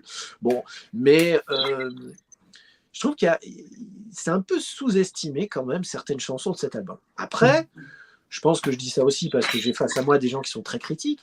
Mais oui, j'aurais d'autres critiques à apporter, évidemment, parfois. Mais je pense qu'il faut aussi rappeler qu'il y a des très bons côtés dans cet album. Et qu'il y a quand même une ambiance, même si l'alchimie est peut-être beaucoup moins réussie que les précédents albums. Moi, je vais juste rajouter une chose. Effectivement, je trouve que le côté balade mélodieux qu'on trouve sur Invincible, sur des chansons. Alors moi, je vais faire hérisser le poil de beaucoup de gens qui sont là et qui nous regardent. Moi, j'aime beaucoup, par exemple, You Are My Life, qui peut paraître très cucu, très machin, mais moi, je trouve que ça fonctionne, c'est très simple. Je trouve que ce que John McClane a amené sur l'album, je pense à Butterflies, parce que c'est juste lui qui trouve les filles de Free Trip, ou les présenter à Michael avec la démo, et des morceaux comme ça. Je trouve que c'est pas mal vu, parce que finalement, ça ramène Michael. Alors, on n'a pas eu d'Off the Wall, mais j'ai envie de remonter un petit peu avant, parce que le Michael mélodieux qui aimait les balades, d'ailleurs il le dit lui-même sur scène, je pense dans le concert notamment à Mexico, Jackson 5, il dit qu'il aime les balades, et voilà, quand on écoute Forever Michael, alors que je trouve moi que c'est un album que j'ai beaucoup réévalué, notamment en faisant la totale, en écrivant le livre, on sentait que voilà, c'est encore le Michael, il a 17-18 ans, il a la croisée des chemins, il a grandi, Moto sait plus quoi faire avec lui, il y trouve des producteurs top niveau pour essayer de lui faire un album qui tient la route. C'est un album qui est super maladroit et plein de belles choses en même temps, et j'ai envie de dire que plusieurs années plus tard, on a un peu cette même maladresse, cette même cuisine un peu bizarre sur Invincible, parce que finalement c'est des poules de producteurs qui vont ensemble sur un disque avec des ambitions où on n'arrive pas trop à voir où est-ce qu'ils veulent aller, mais l'idée, je pense, le fil rouge qui reste sur Invincible et dans ces balades, c'est la mélodie, et c'est le fait que Michael, effectivement, moi, Heaven Can Wait, c'est un morceau que j'ai aimé dès la première écoute. Des premières notes, pour moi, elles sont magiques. Et je trouve que, alors, d'ailleurs, peut-être que vous l'avez vu, mais en fait, ce morceau a eu une tentative d'exploitation sur un petit sampler pour la Saint-Valentin en 2002. Donc, il était mis comme quoi il voulait un peu pusher ce titre-là. Et de mémoire, là, il était avancé aussi sur le sticker comme single potentiel. Donc, je pense que c'est des morceaux qui... et je ne parle pas de Whatever Happens qui est très fort, qui aurait mérité, encore une fois, si on avait vu un clip dessus ou des choses comme ça, on aurait été super bluffé. Et alors, je reviens sur la collaboration avec Olivia Harkins. Pour l'album sort, on se rend compte que la alchimie, elle n'est pas ce qu'on aurait aimé qu'elle soit. Et puis, en 2004, sort The Ultimate Collection avec We Had Enough. Et alors là, moi, je prends la claque de ma décennie 2000. C'est clair. Je me dis, merde. C'était vraiment ce morceau. Ce morceau, et pourquoi il n'a pas été à ce moment-là mis sur Invincible pourquoi ils ont pas... et pareil pour finalement Escape, parce qu'on dit que Escape aurait pu ouvrir l'album facilement. On parlait de l'intro d'Unbreakable et l'intro d'Escape sont très similaires. Voilà, on est déjà sur deux morceaux qui auraient pu remplacer certains titres d'Invincible, et déjà on avait autre chose comme album. Et je parle pas d'autres morceaux qui étaient dans les studios que Michael avait déjà et qu'on retrouve aussi sur Ultimate, qui étaient plus d'ailleurs des morceaux à lui seul, qu'il aurait pu limite peaufiner, finir et terminer, mettre dessus. Donc je pense qu'à un moment donné, il me dire bon, ok, la bonne façon, il part comme ça, donc je vais m'appliquer dedans, je vais faire des trucs, je partirai pour tourner, j'en ai marre de faire des disques, je vais faire des films, parce que c'est toujours pareil, que des films, à tel point qu'il va menacer Sony de ne pas lâcher les masters s'il n'a pas un rôle de Men in Black 2, ce qu'il va avoir une extrémiste, et quel rôle 3, mais, 3, non 2. Les deux. Et du coup, bon, de toute façon, et nous, on est un petit peu en fin de chaîne, on récupère ce qu'on a, mais en fait, on va ronger un peu notre frein, on va s'amuser avec les démos des rééditions, et puis finalement, le coffre Ultimate, c'est un petit peu, pour moi, je pense, une sorte de rattrapage. Oui. J'ai l'impression. Je l'ai pas vécu comme toi en session de rattrapage, mais par contre, effectivement, les démos qu'on a eues sur The Ultimate Collection, c'était des bangers, quoi. 13 morceaux, enfin, puis on a eu des trucs mythiques. Hein. Et Ouais, n'oublions ouais, pas, mais oui. Ouais, n'oublions pas On the Line quand même. On the Line, ouais. Bah, On the Line qui a été connu en 97 dans le box set de Ghost, mais pareil, c'est une chanson formidable. Une chanson formidable. Alors, il y a. Juste. Je vous arrête 2 petites minutes, on reprend parce qu'il y a eu des questions sur le live. Il y a Youssef qui nous avait demandé notre avis sur la voix de Michael sur cet album. Joe, je vais te laisser répondre. Moi j'aime bien Demi Wall faire the Wall. Au niveau de la voix, je la trouve très belle en fait quand on parlait de ballades. Et je trouve que dans les ballades d'Invincible, la voix de Michael elle est extraordinaire. Par moment, je pense à Evan Can Wait où à un moment donné il lâche à la fin, mais il lâche vraiment tout. On entend sa voix trembler, c'est extrêmement émouvant en fait. Et en fait, c'est surtout pendant les balades. Et je trouve que, même Whatever Happens, parce qu'on est obligé de la citer, et je trouve que c'est l'un des morceaux forts de l'album, faut le dire. Son interprétation, elle est excellente en fait. Mais totalement. Et j'aime beaucoup ce que tu as dit, Richard, en comparant en fait un petit peu ce côté Forever Michael. Où Invincible revient à ça. Et en fait, ça, c'est comme ça que je le prends maintenant, Invincible aussi. C'est-à-dire qu'on retrouve, le Michael interprète. Vraiment. Ouais, mais vraiment, le Michael interprète. Et donc, le Michael interprète qui pouvait vraiment donner des émotions très fortes. Et ça, je trouve ça, Invincible, c'est ça aussi sa richesse, en fait. C'est surtout ça, Invincible. C'est le Michael interprète. Et ce qui m'a le plus marqué aussi, avec beaucoup de recul, hein, c'est que je me dis, chaque album de Michael, solo, on va dire adulte, il y avait, on en avait parlé au tout début, il y avait un but. Il y avait un but précis à chaque fois. Et je pense qu'Invincible est peut-être le seul album de sa carrière où Michael avait envie de faire simplement de la musique. C'est comme ça que je le prends. C'est qu'à partir de ce moment-là de sa vie, j'ai la sensation que Michael avait tout simplement envie de faire de la musique, point. Et pas combattre, pas combattre, mais plutôt battre des records, etc., etc. Parce que il avait déjà vécu ça, il avait déjà fait ça. Et je pense qu'à ce moment-là de sa vie, alors bien sûr, il y avait plein de choses qui se sont passées à ce moment-là. Il était devenu père, donc il y avait d'autres priorités. Il en avait marre aussi de faire des tournées de tout le temps qu'il a vécu très tôt. Mais je pense qu'à partir de ce moment-là, je prends Invincible comme un artiste qui a envie de faire simplement de la musique et de proposer de belles mélodies. Et Invincible, par ses ballades, le fait. Et je trouve que la voix de Michael sur ses ballades, elle est sublime. Et finalement, il s'est fait un peu plaisir aussi, quoi. J'ai l'impression qu'au moins, s'il galère avec le reste, avec Sony et autres, au moins il se dit, bon, moi je kiffe un peu à chanter ça. Oui, voilà. On a mis en dessin animé. On a mis Turbo l'escargot. Et du featuring derrière, là. Et toi, Hector, t'en as pensé quoi de la voix de Michael sur l'album ? Ouais, des chansons et de la voix. La voix, c'est pareil que les titres. Hein. Il n'y a pas d'homogénéité.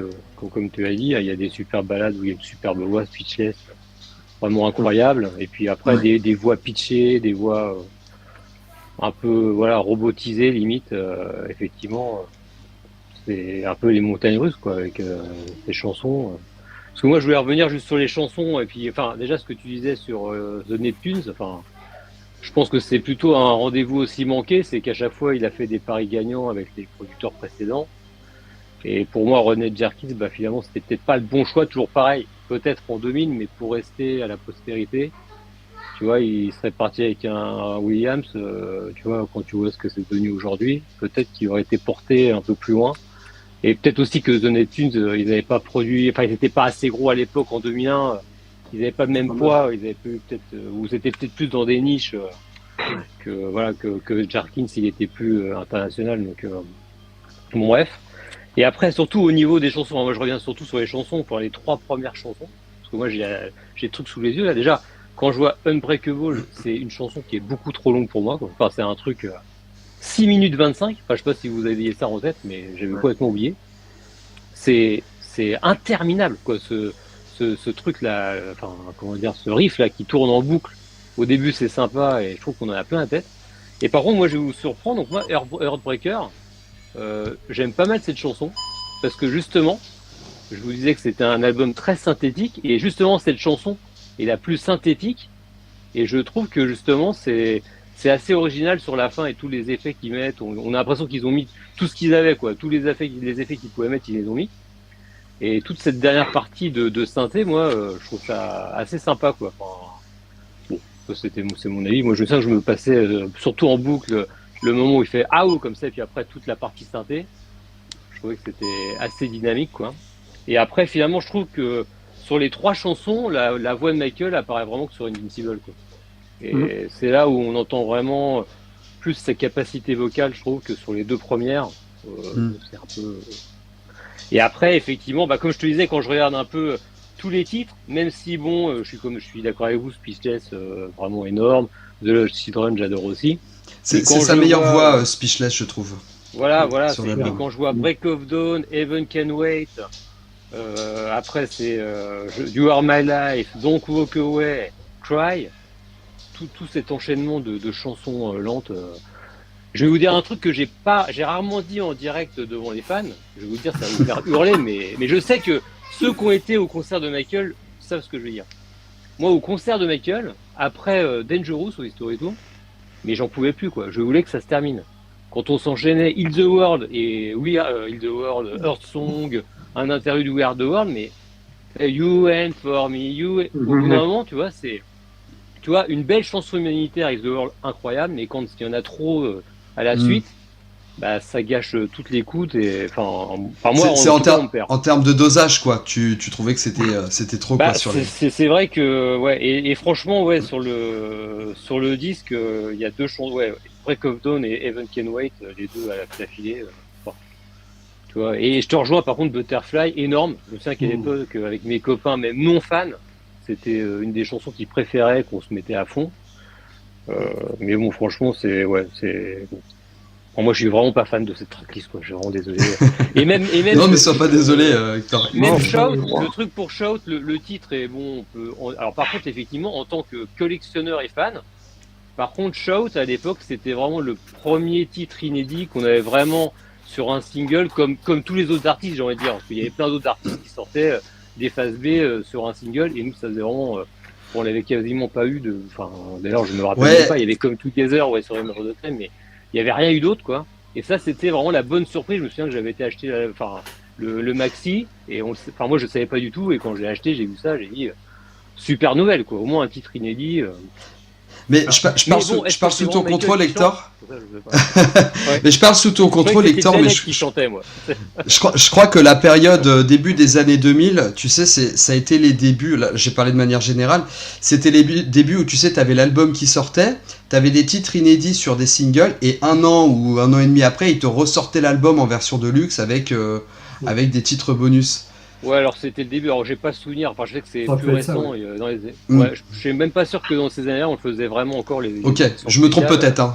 C'est vrai. C'est pour ça que moi, je me souviens de cette période. Je te reparlais de producteurs. Je me souviens qu'il y avait Madonna qui avait sorti Musique à l'époque aussi, à l'été. Et je me souviens que quand on écoutait ça, je me disais, mais moi, je voulais que Michael sorte un truc comme ça, tu vois. Et même son son de musique de l'époque là, de Madonna.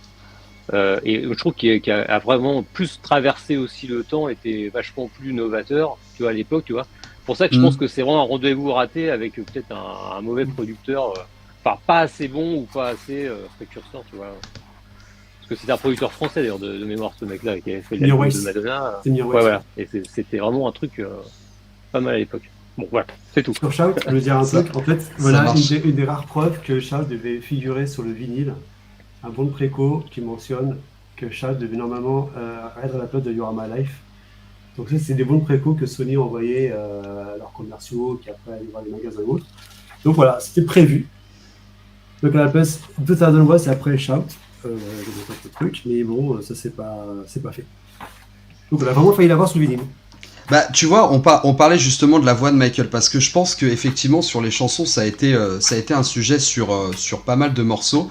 Et moi, il y en a un en particulier, et je pense que c'est c'est un des pires morceaux que je trouve qui a été réalisé, c'est 2000 Watts. Alors je sais qu'il y a des gens qui aiment beaucoup ce titre, mais moi, 2000 Watts, tu sais, j'ai toujours cette vision. Quand j'entends le début de la chanson, quand Michael commence à chanter, j'ai l'impression que tu sais qu'il y a un mec qui lui fout un flingue sur la tempe et qu'il est obligé de chanter, genre il est là, Best of Trouble, et si tu veux, la voix est tellement basse. C'est Motola qui l'avait. Et tu vois, j'ai toujours cette sensation-là quand j'écoute 2000 Watts. Et tu vois, Hector, ce que tu disais par rapport à Unbreakable, bah tu vois, moi j'ai cette sensation-là sur 2000 Watts, sur ce rythme un peu redondant, tu vois, qui est toujours le même et qui évolue pas au fil de la chanson. Parce que j'ai compris ce que tu voulais dire sur Unbreakable. C'est vrai qu'on a toujours et puis c'est vrai que c'est sur les 6 minutes, ça n'évolue pas le rythme. Donc je peux comprendre la gêne que tu as eue, mais moi je le ressentais vraiment beaucoup sur 2000 Watts. Et par contre, la chanson Shout, en fait, pourquoi parmi toutes les chansons qui ont été mises de côté sur Invincible, pourquoi c'est Shout qui a été retenu en bonus? Moi, je la trouve affreuse, cette chanson, parce que là, c'est même plus de la voix saccadée, quoi. C'est haché menu. Là, tu vois, c'était l'inverse. C'est genre Michael qui devait aller faire ses courses et qui s'est dépêché de chanter la chanson, tu vois, pour pouvoir aller faire autre chose. Donc, ouais, au niveau de la voix, moi, j'étais... c'est vraiment, pour moi, les choix que j'ai pas compris. Tu vois, j'ai vu sur le chat, je vais le remonter, il y a Pipou, je vais l'afficher là, qui demandait justement sur le choix de la tracklist, les coups de pression, Motola, ça on va pouvoir en parler pour la dernière partie du live. Mais c'est vrai qu'il y a des choix de morceaux, donc comme 2000 Watts, comme Shout, même si Shout n'était pas sur l'album complet, que j'ai pas forcément compris. Mais c'est et surtout voilà, que pour reprendre sur la voix. ouais. À l'époque, on a eu l'info que normalement il devait durer au moins 6 ou 7 ou 8 minutes, je sais pas quoi, il fallait une version hyper longue. Peut-être qu'on aurait plus apprécié ce titre en entendant peut-être la version intégrale. Tu crois qu'elle existe, cette version? C'est possible, oui. Mais enfin, Bah, surtout oui, que Teddy Riley, il est habitué à faire des fois des versions qui durent, Ouais. des remises de Teddy Riley, quand il fait des remises de ses propres chansons, des maxi, t'as des versions qui durent 8 minutes. Et, en fait, moi, je comprends ce son parce que quand je sens pas mal ce que fait Teddy Riley, je vois d'où ça vient. Donc ça m'a pas surpris tant que ça. Parce que c'est vraiment plus le côté Teddy Riley, genre les eaux futuristes, on est en 3D, on a machin, la 3D aujourd'hui, c'est ce que c'est devenu. Mais il y a ce côté, voilà, c'est l'an 2000, on y est, il n'y aura pas de bug, on est là. Bon, en fait, ça passe un peu à non-événement, mais alors, paradoxalement, je trouve que Shout est plus audacieux, où il assume le côté destroy, le côté saturé, le côté hey, tout le monde y va, on a des guitares de partout. Ils ont tous bu du Red Bull pendant 24 heures avant, et ils ont dit allez, on fait le morceau. Bon, en fin de chaîne, on a ce qu'on a, mais je trouve que c'est pas des productions intéressantes, mais ça montre que la chimie Jackson Teddy Riley, elle est plus la même, quoi. C'est plutôt la même, c'est plus Ghost, c'est plus Buzz the Time, c'est plus tout ça, quoi. C'est vraiment autre chose. Et pour venir sur la voix de Michael, tout simplement, je trouve qu'avec les années en fait passant, bon, ça va changer parce qu'il y a même par rapport à Dupe of the Wall jusqu'à Invincible, elle a changé parce qu'il a mûri. Mais je trouve qu'elle est quand même de plus en plus nazie, enfin plus dans le nez quand même. Quand même beaucoup plus dans le nez qu'avant où elle était plus un peu plus basse et plus groovy aussi sur pas mal de choses, quoi. Et sur certains titres, ça se ressent pas mal. Je dis ça, mais en même temps, il a quand même des tours de force. Encore une fois, avec Wade, Whatever Happens, Butterflies, où sa voix fait des miracles. Mais c'est vrai que sur Privacy, bon là, il assume le côté un peu la voix rauque, la voix cassée. Tu disais tout à l'heure, Greg, tu faisais penser à Taboo Junkie. Moi, j'ai aussi beaucoup fait un lien avec le côté un peu comme Together, tu vois, le côté un peu comme ça, binaire, avec un rythme un peu dans le même style, ou Morphine aussi d'ailleurs. Mais en tout cas, sur cet album-là, je trouve qu'il y a une amplitude de styles vocaux qu'on n'a pas trouvé sur d'autres albums de mémoire, à ce point. Ouais. Voilà. On a le Michael qui crie, on a Michael qui est très doux, on a vraiment une amplitude de comment dire, de façon de travailler et de poser sa voix que je n'ai pas retrouvé, retrouvé sur les autres disques. Enfin, je ne sais pas ce que vous en pensez, mais Oui, c'est vrai. Et on l'a évoqué tout à l'heure, on a parlé de la chanson Whatever Happened. Pour moi, c'est le banger de l'album, cette chanson. Ça arrive en dernier. Ouais, c'est la 15e. Non, mais l'arrivée en plus en enregistrement, ils l'ont fait à la fin, quoi. Ouais, non, ça va. Et en plus, gros guest sur cette chanson, parce qu'on a quand même Carlos Santana dessus, et tu vois, même, enfin, j'essaye de mettre à la place d'un marketeur, tu mets un truc Michael Jackson, Carlos Santana, enfin, en 2001, ça aurait dû marcher, être le single de départ, comme souvent Michael faisait justement un single avec deux grosses têtes, un grand avec lui. Ça aurait pu, puisqu'il n'y a pas de duo réellement sur cet album. Donc, on aurait pu mettre en avant Michael Jackson, Carlos Santana, qui venait de sortir justement un album qui avait Supernatural, si ma mémoire est bonne, qui avait super bien fonctionné aussi quelques temps auparavant. Ça aurait pu être très très puissant. Bon, donc bon, moi effectivement, il y a un peu de loupé dans cette affaire, parce que You Rock My World, finalement, c'est un titre qui a fonctionné, comme je l'ai dit tout à l'heure, très bien pour les boîtes, mais c'était un titre qui n'avait pas d'originalité particulière. Et ne parlons pas du clip, qui est pour moi catastrophique. Enfin, même si je suis content de voir Marlon Brando et de voir la chorégraphie de Dangerous qui est enfin mis dans un clip vidéo. Mais pour le reste, tu vois la tête de Michael. Tu sais pas ce qui s'est passé, quoi. Bon, donc je veux dire, ça fait très mal. Et il la masque beaucoup, sa tête, dans le clip. Et pour cause, on comprend. Bon, lui-même en a pleuré, je pense, au vu des remarques très dures, assassines qu'on lui a mis. Mais c'est vrai que je crois qu'il a fait aussi quelques erreurs de Botox qui lui coûtent cher. Et puis, même si c'était dans l'air du temps, cher, etc. Bon, mais le clip n'a aucune originalité et on comprend mieux qu'il aurait voulu faire autre chose. Donc, c'est papa. Mais donc, c'est vrai que. Je coupe le micro 2 secondes. Non, je t'en prie. Mais il y a un souci qui est là. Et moi, ce que je regrette, c'est ça, c'est le mauvais choix de départ. La promo qui est évidemment assassinée ensuite. Et après, je suis pas totalement d'accord. Je pense que 2000 Watt, par exemple, moi, je trouve que c'est une chanson très dansante qui m'a toujours fait vibrer. J'avais le sentiment que Michael était capable de mettre ça dans son studio à fond les potards et que ça vibrait de partout. Et j'avais vraiment le sentiment que Michael s'éclatait, à mon avis, là-dessus. Et que c'était une chanson. D'ailleurs, je pense qu'il s'il l'a piqué à Tyrese, c'est qu'il a dû avoir un coup de cœur sur ce truc-là. Alors, il y a une ambiguïté entre effectivement le côté électronique, technologique, et puis le côté un peu charnel, puisqu'on dit souvent que c'est une chanson qui en réalité parle de sexe. Bon, voilà. Bon, alors, faut décoder, mais je trouve que c'est un rythme justement lancinant qui correspond assez bien, au final, à l'activité sexuelle qui est assez rentre-dedans, si vous me permettez l'expression.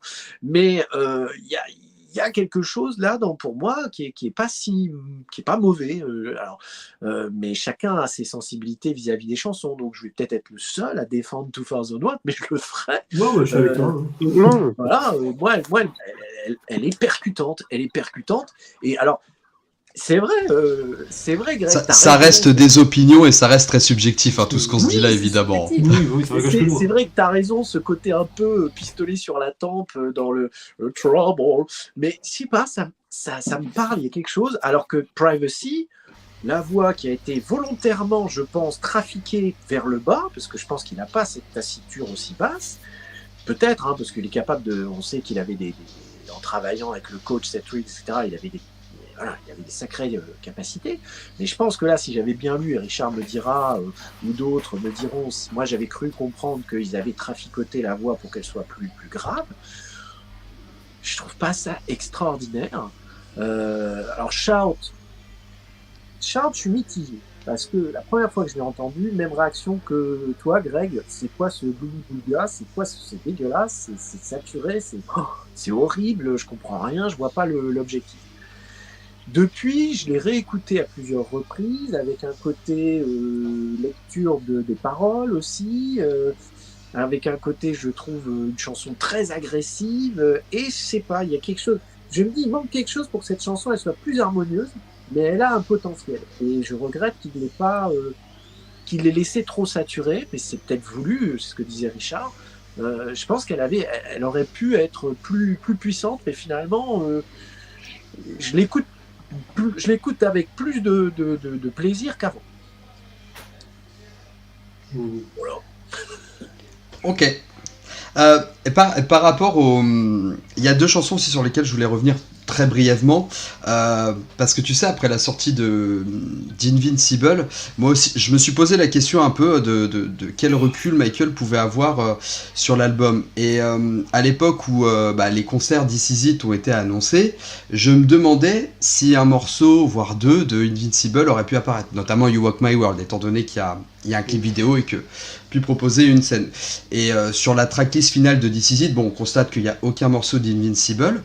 Et justement, moi j'avais été agréablement surpris de constater dans This Is It que on l'entend chanter Speechless, et qu'il avait aussi voulu intégrer un morceau dont on n'a pas encore parlé, c'est Sweet Enid, qu'il avait voulu intégrer pour clôturer la prestation de Thriller. Et du coup, Sweet Enid, je me demandais vous ce que vous pensiez de ce morceau pour clôturer l'album. Moi je trouve qu'il est très... Vas-y, c'est... Ouais. Vas-y Joe. Moi, ça fait partie de mes coups de cœur, ce titre-là. Parce que... alors oui, on peut penser à Thriller, la chanson Thriller en elle-même. Sur la thématique, ouais. Ouais, par sa thématique comme aussi. Comme Ghost aussi. Mais ce que j'aime beaucoup, c'est son travail très minutieux. C'est un travail mais extraordinaire ce qu'il a fait avec la voix du mec dans... Ouais. Il a fait un travail monstrueux en prenant des bouts de plusieurs épisodes de la série, et y compris aussi un extrait d'un film, Phantom of the Paradise de Brian De Palma. Il a pris un court extrait, une seule phrase de ce film-là, et je trouve que c'est un morceau, en fait, c'est une proposition, ce morceau. C'est un son qu'on n'avait pas, qu'on n'avait jamais entendu, en fait, un son pareil comme ça. C'est percutant, en fait, c'est un morceau très percutant. Et je trouve que c'est un travail de recherche extrêmement intéressant, ce morceau. Et on sent la patte de Michael. Là, on sent vraiment ce que c'est le morceau de Michael. Et je trouve que c'est un morceau que j'aime beaucoup, vraiment. Et tu penses que c'était le bon choix pour clôturer l'album ? Non. Ou tu l'aurais mis ailleurs ? Ok. Je l'aurais mis au début. Tu l'aurais mis au début. Premier morceau. Ouais, en mode se termine ce début du cauchemar, machin. Ouais. Avec la phrase de fin. Ouais. Bien dark, bien cool, ouais. Ouais, pas mal, ouais. Moi, j'ai beaucoup aimé ce morceau-là. Je trouve que... alors, c'est pareil, l'écoute CD, l'écoute vinyle n'est pas du tout la même. Donc, moi, j'ai encore plus pris la claque quand j'ai réécouté sur le vinyle. Mais effectivement... 2 petites secondes, je vous coupe 2 petites secondes, je reviens 5 minutes, il faut que je branche mon téléphone. Vas-y. Je reviens. Et du coup... c'est un scandale. Et du coup, je trouve que le côté, pareil, il y a tellement de choses qui sont dans le morceau, il est tellement riche en fait ce morceau. Quand tu écoutes comme ça d'un coup, tu as du mal au début à comprendre toute la complexité, et comme je l'ai dit, cette proposition, quoi. Donc c'est vraiment quelque chose d'extrêmement ambitieux, d'extrêmement travaillé, et pour le coup, c'était de la collaboration Jerkins-Jackson, la plus jacksonienne, dans le sens où, effectivement, là on sent que Michael s'est plus investi dans tout, quoi. Parce que aussi de l'écriture que la production, on sent que là il y a quelque chose qui est plus abouti. Alors, et finalement on a ça en dernier sur l'album, quoi. Faut attendre la scène de chanson. Et moi au tout début j'étais pas trop super fan de la chanson, mais c'est après en l'écoutant, puis en me posant, puis en ayant compris qu'effectivement que le rap c'était juste cette position de dialogue. Faut aussi les trouver, il faut écouter les trucs, faut se taper les épisodes, faut avoir une culture de Rod Serling, de la 4e dimension, et de tout ce qu'il a fait assez poussé. Et en plus, alors après, moi ce qui m'a donné encore une autre claque, c'est des très brèves mesures qu'on voit dans This Is It, où quand le rythme est retravaillé avec l'orchestre et qu'il le joue, tu te rends compte que la ligne de basse était quand même vraiment canon, quoi. C'était vraiment quelque chose qui tape, et là, rien que sur ça, on se dit, ah ouais, en fait, si on avait eu un clip, si on avait eu une proposition visuelle avec ça, on aurait été comme des dingues, je pense, tu vois, parce que ça aurait été, il voulait en faire un peu encore quelque chose de plus fort que le Thriller. Enfin, il voulait continuer sur le côté horrifique comme il a fait avec Ghost. Je pense que c'est un thème qu'il aimait beaucoup, qu'il a commencé à faire avec Heartbreak Hotel, et qu'il a fait toute sa carrière après. Et je pense que là, on aurait eu quelque chose d'assez incroyable, parce que du coup, le morceau, de par sa richesse, aurait pu donner naissance à une version vidéo folle, quoi. Comme on l'a eu pour Ghost, tout ça, quoi. Toi, Hector, t'en avais pensé quoi de ce morceau? Ouais, moi j'aime bien ce morceau aussi, tout pareil, mais je me suis jamais habitué à ce qu'il soit à la fin. C'est- J'ai toujours eu inconsciemment, en fait, j'ai jamais retenu qu'il était à la fin. C'est quand j'entends la fin, merci Carlos, merci Michael à la fin du titre, là, whatever. Bah, je trouvais que c'était vraiment parfait pour arriver à la fin de l'album. Et effectivement, il aurait été peut-être en première place ou même juste avant, juste après The Lost Children. Je trouve que c'était un très bon truc pour rebooster un petit peu avant le dernier titre. Ça aurait été vraiment pas mal. Mais ouais. Et un peu comme Richard, hein, effectivement, je l'ai redécouvert au cinéma quand on a vu This Is It. Ouais, c'est là qu'on voit le potentiel de la chanson, quoi. Mais je suis assez d'accord avec toi, Hector. Je trouve que c'est vrai que si l'album s'était clôturé sur le Thank You Mike, Thank You Carlos, ça aurait donné un truc sympa pour vraiment finir l'album. Et effectivement, moi j'ai cette ambivalence, tu sais, avec Sweet Enid, enfin, pas le morceau en lui-même, mais tu sais, sur le choix de sa position dans la tracklist. Je comprends le choix de Michael, si en tout cas c'est le sien, de l'avoir mis à la fin, parce que tu sais, c'était une manière de dire bon bah l'album se termine, le cauchemar commence, et je pouvais comprendre un peu l'histoire que ça racontait en clôturant avec Sweet Enid. Mais il est vrai qu'avec la puissance du morceau, tu te dis j'aurais aimé le découvrir avant dans l'album, parce que moi je me souviens que quand je venais d'avoir l'album, que j'avais pas encore, je l'avais pas écouté tout d'un coup, et il y avait, quand j'étais plus jeune, tu vois, les ballades, je ne les écoutais pas avec la même sensibilité que maintenant, et je l'ai passé assez vite. Et c'est vrai que l'album Invincible se finit avec beaucoup de ballades, et j'avais plutôt tendance, quand j'étais plus jeune, à un peu escape la dernière partie de l'album, et j'étais passé à côté de Sweet Enid pendant un petit moment. Et c'est vrai que quand je l'ai réécouté, je l'ai trouvé génial, mais c'est pour ça que je m'étais dit, mais quel dommage effectivement qu'on l'ait pas plus tôt dans l'album. Il y a un bug là. Ouais. Et C'est bon, c'est le retour. On a eu un bug. On a eu un bug, Greg. Mais ouais, du coup, je suis assez d'accord avec ce que vous dites sur. Non, mais surtout, je pense que de toute façon, on revient là-dessus, c'est qu'il y a un problème de tracklist et de choix de titres.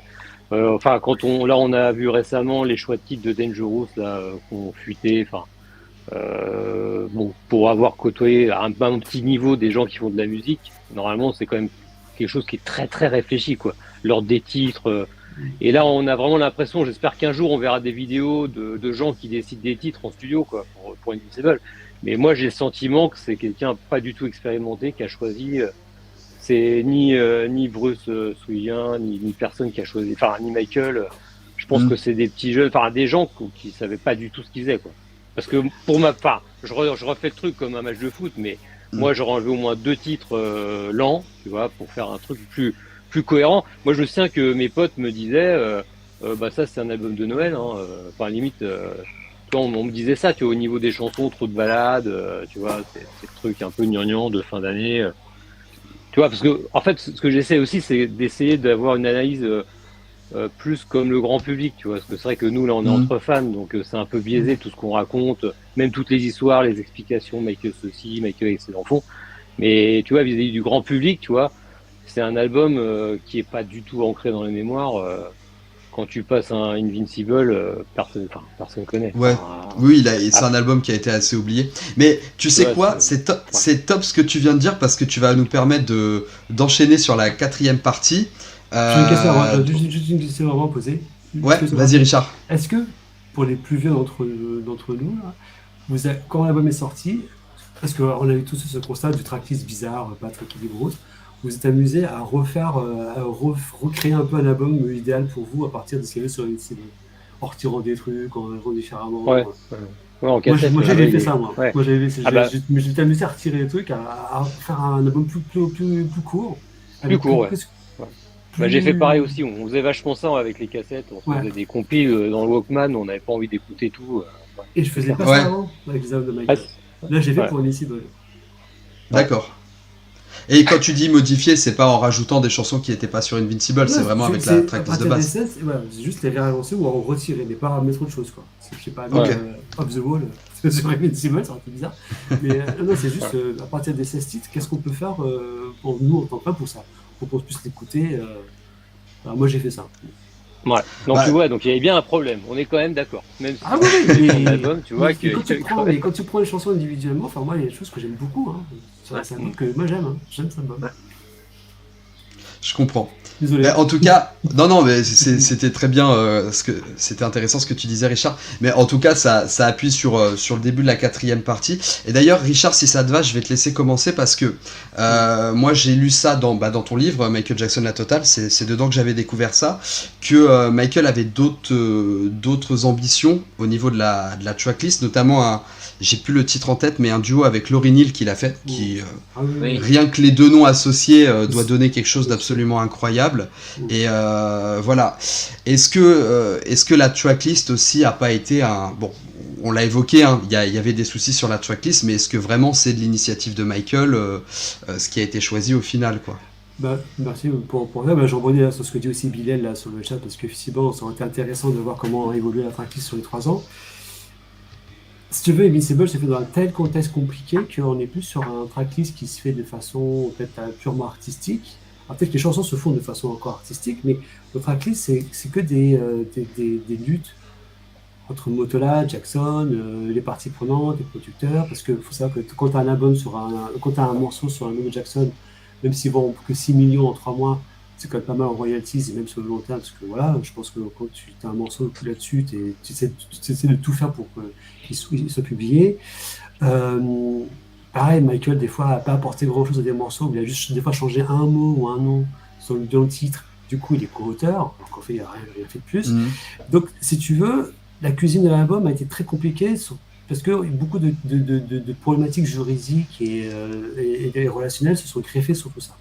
Alors maintenant, on a compris, notamment René Jarvis a fait beaucoup d'interviews depuis que l'album est sorti, ils ont fait plein d'autres morceaux ensemble. Enfin, beaucoup d'ailleurs sont finalisés, ce que l'esthète ne voudra jamais avouer, parce qu'il sait très bien que s'il veut ces morceaux, il faut qu'il paye. Donc, parmi lesquels, il y a donc le morceau avec Lauryn Hill et This Is Our Time.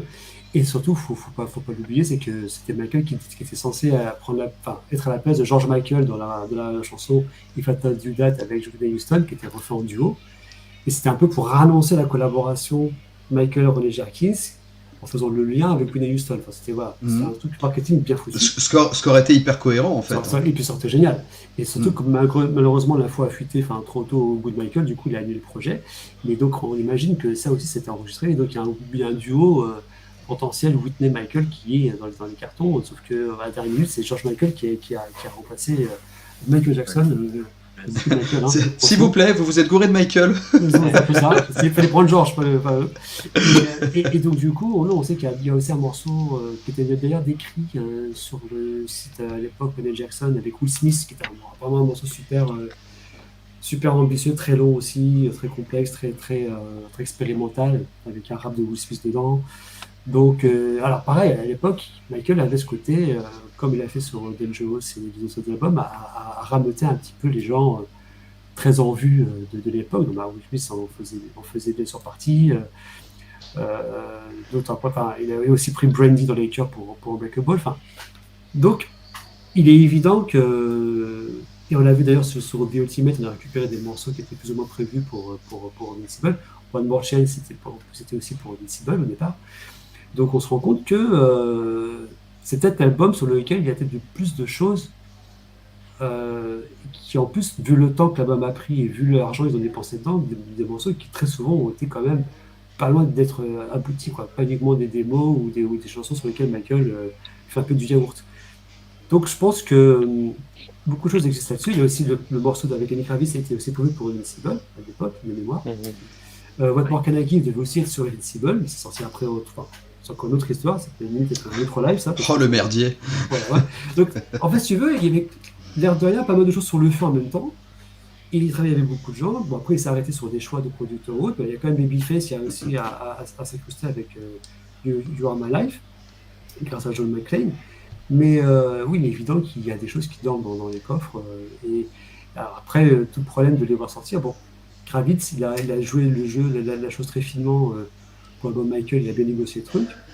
Mais malheureusement, tous n'ont pas pu avoir le même sens de négociation, en tout cas le même entre guillemets, karma avec les esthètes, et il faudrait que les morceaux sortent. Et je pense qu'avec Ronnie Jerkins, et pourtant il a bossé avec eux sur Escape, mais je pense qu'il y a plein de choses qu'il a faites avec lui. D'ailleurs, il ne s'en cache pas, il en parle, hein. Il dit que ils ont fait plein de choses ensemble, et que bon, pour l'instant, ça reste dans les coffres. Alors, jusqu'à quand, comment ou autre, mais moi, je pense que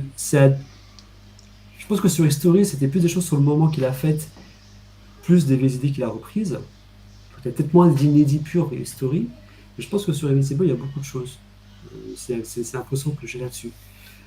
Après, les autres époques comme Bad ou Dangerous sont aussi très très prolifiques parce qu'on l'a vu après, hein, tout ce qui a fuité notamment sur Dangerous en démo, on avait été bien gâtés. Et justement, ce qui est marrant, c'est que la promo de Invincible se termine un peu au cul-de-sac, et on s'est retrouvé à être un petit peu gâtés de façon indirecte grâce à toutes les fuites qu'on a connues après, d'inédits, Dangerous en tête, les répétitions du concert de Dangerous. Enfin, moi, je sais qu'en tant que fan, avec en plus l'accès à Internet qu'on avait au fur et à mesure de plus en plus puissant, on a eu accès à des choses qu'on ne sait pas du tout voir arriver un jour sur nos disques durs, quoi. C'est incroyable. Ouais. Je sais pas si tu te souviens, on avait justement dans le fameux Black and White, puisqu'à l'époque on était quand même au rythme. C'était le dernier, oui. C'était le dernier. Et il y avait une double page consacrée justement à les secrets d'Invincible, d'Invincible. Et alors, ce que je relisais là en t'écoutant, c'est que ils disent que pour Invincible, R. Kelly avait produit 6 chansons. Donc, tu vois, on ne saura jamais. On a déjà deux sur les 6. On en a deux. One More Chance, c'est quoi? Donc, il y a 4. On en a deux. Quid des 4 autres? Est-ce que Michael avait posé sa voix dessus? Est-ce qu'il y a des démos? Bon, alors, on va pas aller demander à R. Kelly qui, en ce moment, vit dans un hôtel aux frais de l'État. Mais, je pense qu'il a du temps. Hein. il a un home studio. On lui enverra un petit mail. Mais oui, je pense qu'il y a des choses comme ça. Et puis, il nous donnait une liste incroyable de collaborations dans un petit encart. C'est terrible. Vous regarderez si vous avez le Black and White en question, qui était numéro 32. Mais alors, il te donnait de ces noms, y compris des collaborations de rap telles que Will Smith, Ludacris, Method Man, les chœurs de Boyz II Men, le duo Lauryn Hill. Je ne serais pas contre, effectivement, d'écouter ces petits trucs qui ont été écartés. Donc oui, il y a peut-être des petites pépites encore qui sont à découvrir, des gens qui n'ont pas encore sorti les trucs des coffres-forts, des câbles ou des cartons. Maintenant, est-ce que c'est abouti? On l'a dit dans la précédente émission live, le problème c'est que souvent c'est des démos qui ne sont pas abouties et qui ne sont pas forcément écoutables comme une chanson finie.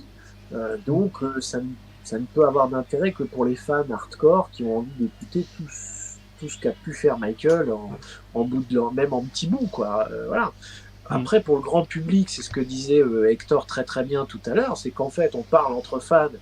Et si on prend l'esprit du grand public, c'est vrai que c'est un album qui est méconnu, peut-être un peu sous-estimé à mon avis, mais je pense que tout ce qu'on pourra dire là pour expliquer pourquoi cet album finalement n'a pas été aussi abouti, que le choix de la tracklist a été mauvaise, que la promo a été catastrophique parce que assassiné par Tommy Mottola qui voulait absolument assassiner Michael financièrement pour l'obliger à rester chez Sony et lui vendre le catalogue. Bon, on comprend effectivement qu'il y a un très mauvais choix de single, il y a un clip, il n'y a plus de budget, il y a un clip Cry qui est vraiment pas à la hauteur pour un titre que moi je trouve bien, mais qui justement est peut-être un peu trop R. Kelly. On a beaucoup entendu R. Kelly depuis des années. Alors le clip Cry, je te fais juste une petite parenthèse, j'ai préparé le HDC spécial chanson humanitaire et du coup j'ai parlé du clip de Cry et en fait il y a deux versions plus ou moins historiques sur le clip de Cry. Il y a sur la participation de Michael notamment. Il y a la version qui dit que il devait apparaître à la fin. Alors, il devait apparaître dans le clip, ça oui, mais justement, il y a une version qui dit que Michael n'aimait pas le clip et que c'est Sony qui a qui a sorti le clip en l'état, finalement, encore une fois, ce qui faisait partie de cette espèce de sabotage de la promo de l'album. Et il y a une deuxième version, on va dire un peu plus officielle, qui dit que Michael effectivement devait apparaître dans le clip et que il a regardé le résultat avec Nick Brandt. Donc Nicolas Brandt, pour resituer, c'est avec lui qu'il a travaillé pour les clips de Earth Song, Childhood, Stranger in Moscow et One More Chance qu'on a eu posthume sur Vision.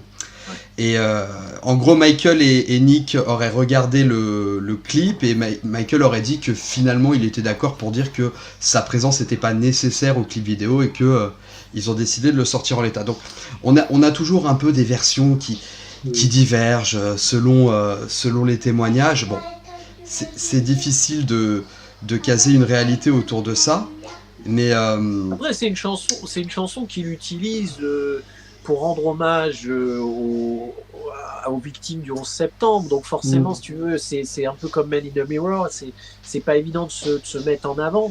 Donc il y a peut-être aussi un choix de pas trop apparaître, mais je pense aussi qu'il y a un problème de budget. Il y a un problème de budget qui fait que même s'ils ont des ambitions pour ce clip, ils peuvent pas les mettre en avant parce que le budget est réduit. Donc à un moment donné, le choix c'est de se dire bon bah laissez tomber, ça sert à rien que j'apparaisse. De toute façon, on va pas réussir à faire un truc immense, quoi. Donc c'est pas là-dessus qu'il faut mettre l'accent. Sauf que ça sort juste après You Rock My World et qu'il y a une attente de quelque chose d'un peu plus puissant en termes de clip. Là, voilà, ça fait ça, quoi. C'est vraiment l'erreur fatale, je pense. You Rock My World était. Mais ils avaient déjà fait le coup. Ils avaient déjà fait le coup avec History. Hein. Rappelle-toi, à la fin de la promo, ils avaient balancé aussi un clip à l'arrache. Sans rien demander. Le clip du remix de Blood on the Dance Floor. Tu parles de ce clip-là? Oui. Enfin, qui était en plus que pour l'Europe.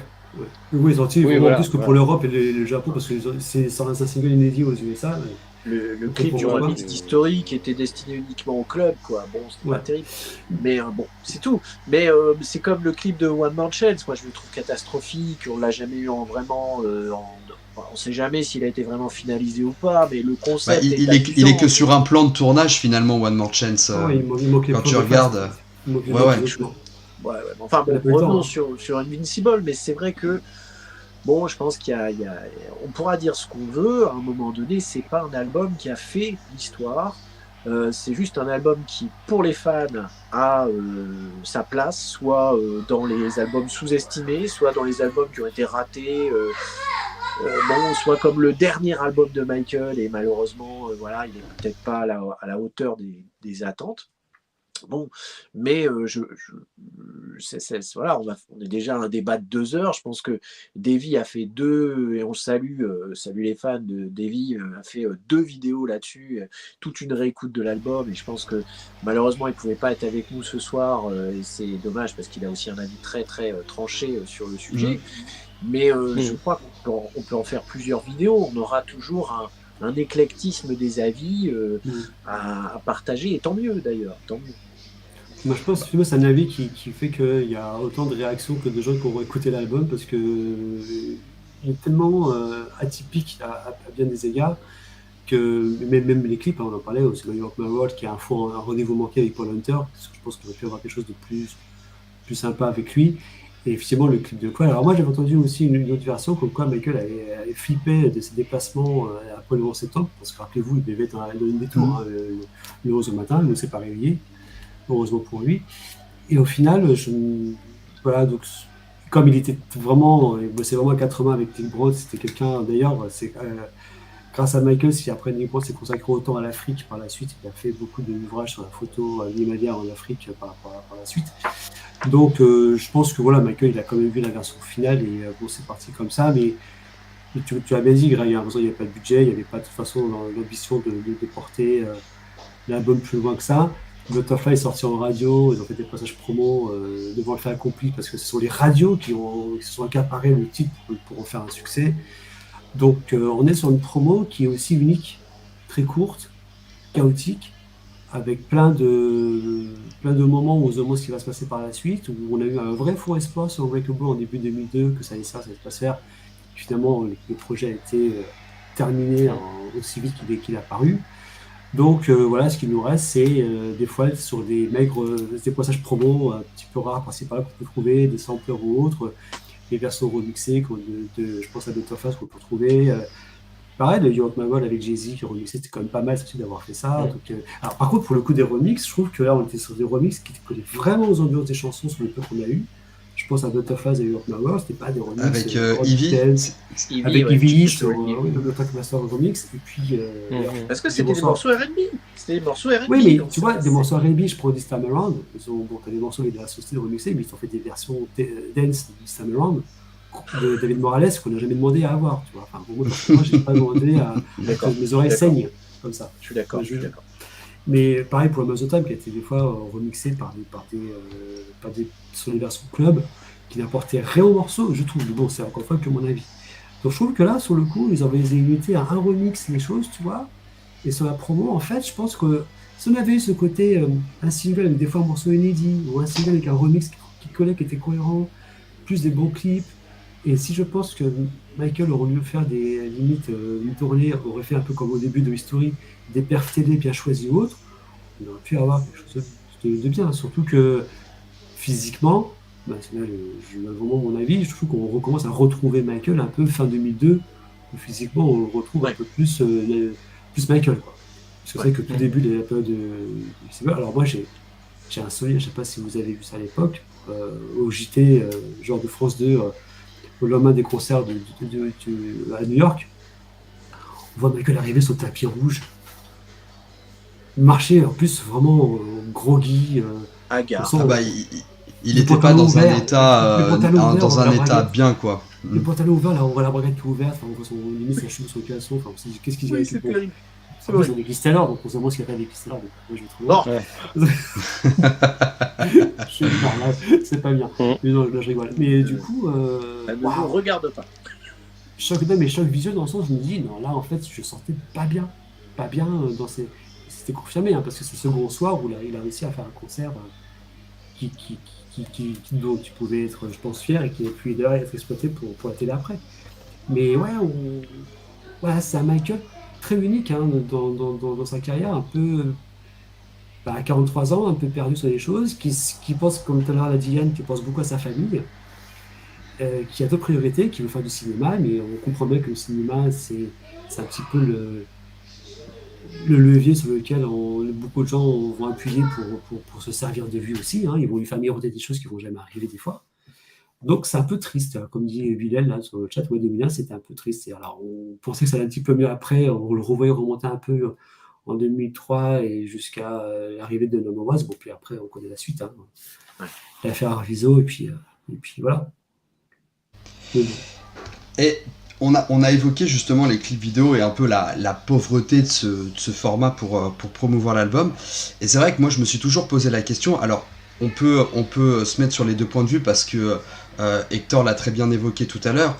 On a le point de vue de fan et on a le point de vue de grand public. Si je me mets sur un point de vue de fan et qu'on pose la question, est-ce que des clips vidéo supplémentaires auraient pu susciter plus d'intérêt sur l'album ou nous donner une lecture un peu différente sur la façon dont on perçoit les morceaux qui ont été présentés, c'est sûr qu'en tant que fan, comme on a une analyse un peu plus poussée sur l'écoute de l'album, les clips auraient peut-être pas forcément favorisé l'engouement de l'écoute.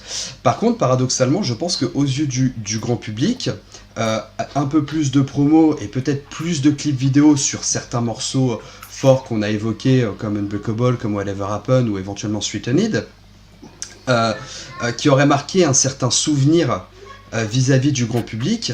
Et enfin, Hector, tu l'as très très bien évoqué tout à l'heure, c'est cette notion d'oubli finalement.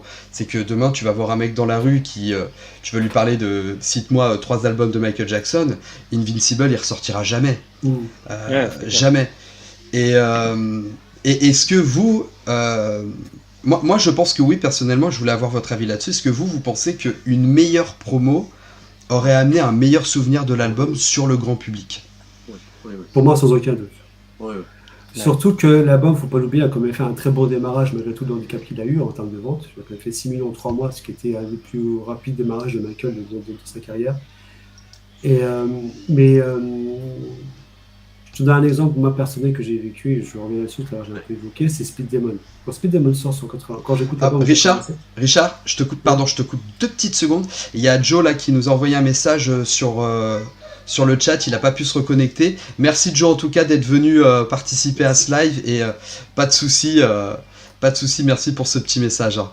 Merci, Moi je te Joe. fais des bisous et puis de toute façon on se reverra très bientôt.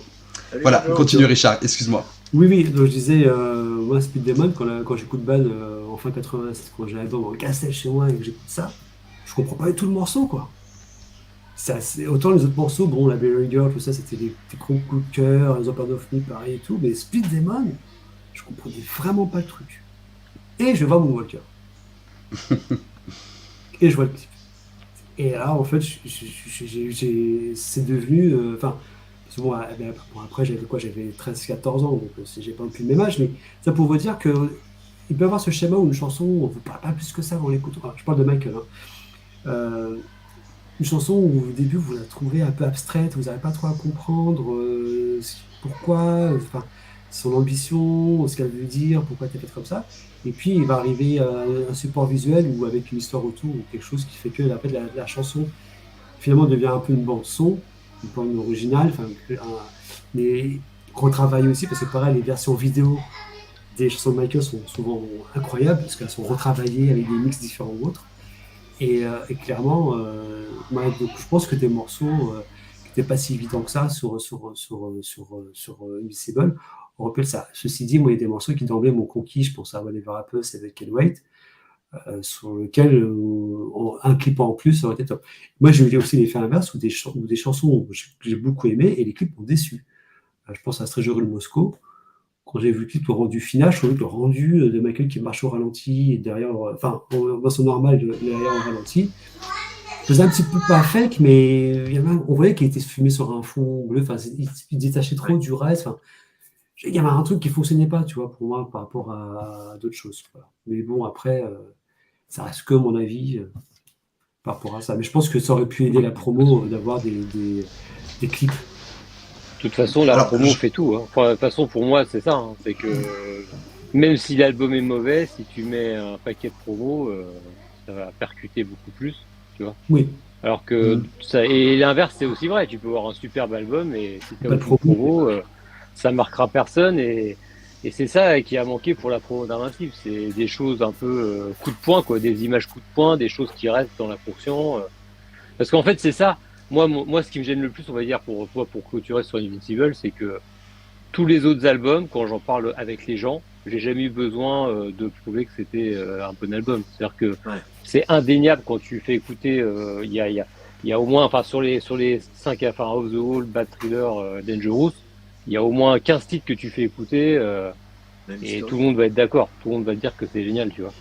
Alors que Invincible, malheureusement, même si tu fais écouter les titres, il faudra quand même convaincre les gens. Tu vois, c'est beaucoup moins percutant. Et je pense que voilà, ça a été vraiment le tout premier album qu'il a fallu même que je défende, moi, par rapport à mon entourage ou mes potes, tu vois. C'était beaucoup plus compliqué, tu vois. Tu pouvais plus dire que Michael, c'était vraiment le mec numéro 1, tu vois. Incroyable, tout ce qui touche, ça devient de l'or, c'est fabuleux. Là, c'était plus compliqué. C'est amusant ce que tu dis parce que là, tu vois, je suis en train de me dire si on avait fait un live sur Thriller, je suis sûr qu'on aurait eu moins de choses à dire. Justement parce que Invincible a fait beaucoup débat. Et, ouais, mais c'est pour ça aussi que c'était facile, parce que c'est plus facile. Moi, je me suis toujours dit, quand on me demandait pourquoi j'étais fan de Michael Jackson, bien sûr, j'aimais sa musique, tout comme vous, quoi. Mais surtout, c'était peut-être plus facile d'être fan d'un mec. On pouvait plus remettre en question le fait que c'était quelqu'un de très talentueux, avec plein de tubes, tu vois. Tu vois, on aurait pu prendre n'importe quel autre artiste. Il y a beaucoup d'artistes où ils ont eu une carrière sur 3, 4 ans, 5 ans à une époque, et puis après, c'était fini, tu vois. Et là, c'était plus simple, tu vois, d'être fan de Michael Jackson. Bah voilà. Les gens, ils pouvaient venir te chercher toujours pareil sur les affaires, sur ce que tu veux, mais sur la musique, c'était compliqué, quoi. Ouais. Jusqu'à Invincible.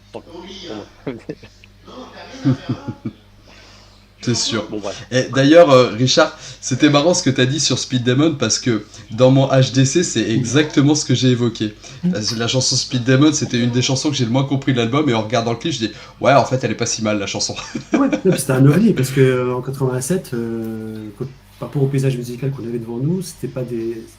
Si tu veux, le couplet comme ça, ça copait, très assuré haute, et puis le refrain plus mélodieux, Michael a amené ça en fait. Il a développé d'ailleurs ce style sur beaucoup de chansons après, mais c'est la première fois qu'il le faisait sur un disque, quoi. C'était la première chanson de mémoire, hein, comme ça, parce qu'on n'a pas ça sur Thriller, on n'a pas ça sur Victory. Bon, pareil, moi j'ai vécu la sortie de Victory, donc Victory, on n'a pas ça non plus. Mais Bad arrive, c'était une grosse claque sonique et une grosse claque aussi visuelle. Par contre, Bad, c'était. Michael avait beaucoup changé de look et c'était moi la première fois où j'ai dû beaucoup de le défendre en cours de récréation. C'était tellement changé par rapport à Thriller, on s'en rend pas trop compte aujourd'hui, mais c'est un énorme changement en cours de récré, on se faisait vraiment. On se foutait de notre gueule hein, quand c'était fan de Michael à cette époque-là. Il faut se rappeler que Man in War n'a pas été classé en top 50 hein, en France. Hein. Donc, c'était compliqué l'époque Bad en France pour les Français, pour les fans. Hein. C'était plus ça, pas Dangerous. Hein. Les médias mettaient en avant tous les clips de Michael et ça permettait d'avoir aussi à chaque fois dans les médias c'était gros événements, carrément. Voilà, c'était l'événement, c'est ça, c'est nous. C'était l'événement. Regarde Invincible, il n'y a pas d'événement, il n'y a pas un grand clip. Attends, c'était dans Morning Live, le clip, la première de Love My War. C'était dans le Morning Live avec Michael Young. Michael Young, ouais. Bon. Donc, c'était pas sacré soirée avec Coco, hein. On avait changé de registre. C'est pas pareil, quoi. De toute façon, on a tout décalé, hein. C'était journal de TF1 pour Stream, après c'était sur M6 pour Blood, puis après c'était Repère, quoi. Enfin, on aurait fini avec Thalassa sur France 3, tu vois, à un moment donné. Ouais. Non, pire, c'est dans une télé-réalité. On aurait fait ça. Oui, voilà, ouais. Avec le Love Story, on découvre le clip de Michael. Hein. Ouais. Non, mais c'est évident que s'il y avait eu des clips plus originaux, on a quand même eu Black or White avec des choses incroyables. Ghost, qui est un clip méconnu au final, mais qui était très innovant, moi, je pense. Et qui avait à chaque fois le marqueur Michael, une grande chorégraphie, etc. Et surtout un physique de Michael agréable, même si déjà à l'époque il était très attaqué, mais ça passait quand même. Là, You Rock My World, finalement, c'est le seul clip qu'on retiendra de la période Invincible. On a parlé de Cry, mais c'est pas vrai, voilà, il n'apparaît pas, il n'y a rien de. C'est plus une. Même si là, moi j'aime beaucoup cette balade, mais You Rock My World, finalement, c'est une redite de tout ce qu'il a fait. Et du coup, il n'y a pas vraiment d'originalité. Et il n'y a aucun clip de l'album Invincible qui montre un short film qui soit conceptuel, qui soit original, avec une grande chorégraphie, ce qu'on attend de Michael Jackson. Et ça, le fait que la promo s'arrête, qu'il n'y ait pas ce genre de clip, qu'il n'y ait pas de tournée, fait qu'un album meurt très très vite. Donc je pense que... En fait, il n'y a pas un point de l'album où le grand public a pu retrouver Michael. Okay. Voilà. Que ce soit dans l'audio, que ce soit dans le visuel, que ce soit dans la pochette, à aucun moment un grand public s'est dit waouh, c'est du grand Michael et non, et du coup le fait qu'il soit dans le standard, qu'il soit dans le standard le diminuait quelque part, tu vois. Ça. Le mettait en dessous. Et surtout que le peu de performances télé qu'il a fait à l'époque d'Invincible, c'était des performances plutôt confidentielles chez Dick Clark ou autre. Il reprenait Dangerous ou Black or White, tu vois. Il n'aurait jamais chanté un morceau d'Invincible sur une perf télé. Donc il repartait sur ce qu'il a fait sur Dangerous. Il n'est pas allé défendre son album en fait. Il n'est pas allé en plus, il ne pouvait pas trop apparemment, parce que c'est un peu compliqué. C'est ça. Donc ça a été une mort annoncée finalement de l'album. Et aujourd'hui, on le voit bien, c'est un album qui est un peu sous-coté. Et en plus, nous on le critique, donc forcément, c'est compliqué. Ça n'aide pas. Mais malgré tout, je pense que peut-être là, dans les 2 heures et quelques, et moi je vais m'arrêter là, mais je pense que dans les 2 heures, on aura peut-être donné, j'ai cru voir passer ça, on aura peut-être pu donner aux gens la curiosité d'aller le réécouter avec des pépites, que chacun a donné ses préférences, chacun a donné les titres qu'il n'aimait pas, ou les titres qu'il aimait, et je pense que ça vaut le coup de s'imaginer ce que Michael aurait pu faire s'il avait eu les mains libres, parce que malheureusement il n'a pas. De toute façon, maintenant, Invincible fait partie du patrimoine jacksonien. Bon, qu'on apprécie l'album, qu'on l'apprécie pas, qu'on apprécie certains morceaux et pas d'autres, il a cette chance d'être un album officiel sorti par Michael Jackson avec de son vivant, avec ses défauts, et d'être finalement d'être vraiment son ultime album. Alors écoutez, moi de mon côté, je pense qu'on a vraiment bien fait le tour sur Invincible. Je sais pas si vous voulez rajouter des choses. Non, ça va. Achetez-le en orange, il est bien aussi. Dans son Non, moi, je En voulais juste vinyle, dire que- vous avez dit en vinyle. Goumang Goumang en orange. Moi, je voulais juste dire que non, moi j'ai une affection. Moi j'aime bien cet album-là en fait. Je trouve qu'il y a quand même des fans qui ont été très durs à cet album-là. Bon, après, voilà, chacun son opinion, son avis, mais je trouve qu'il y a une espèce Bien sûr. un acharnement tellement fort des fois qui finalement c'est comme si tu t'acharnes sur une personne qui finalement n'a rien fait et tu te dis il faut laisser vivre quoi. Il a d'autant droit de vivre cet album que d'autres. Bon, il a ses défauts, ses qualités, mais pourquoi pas.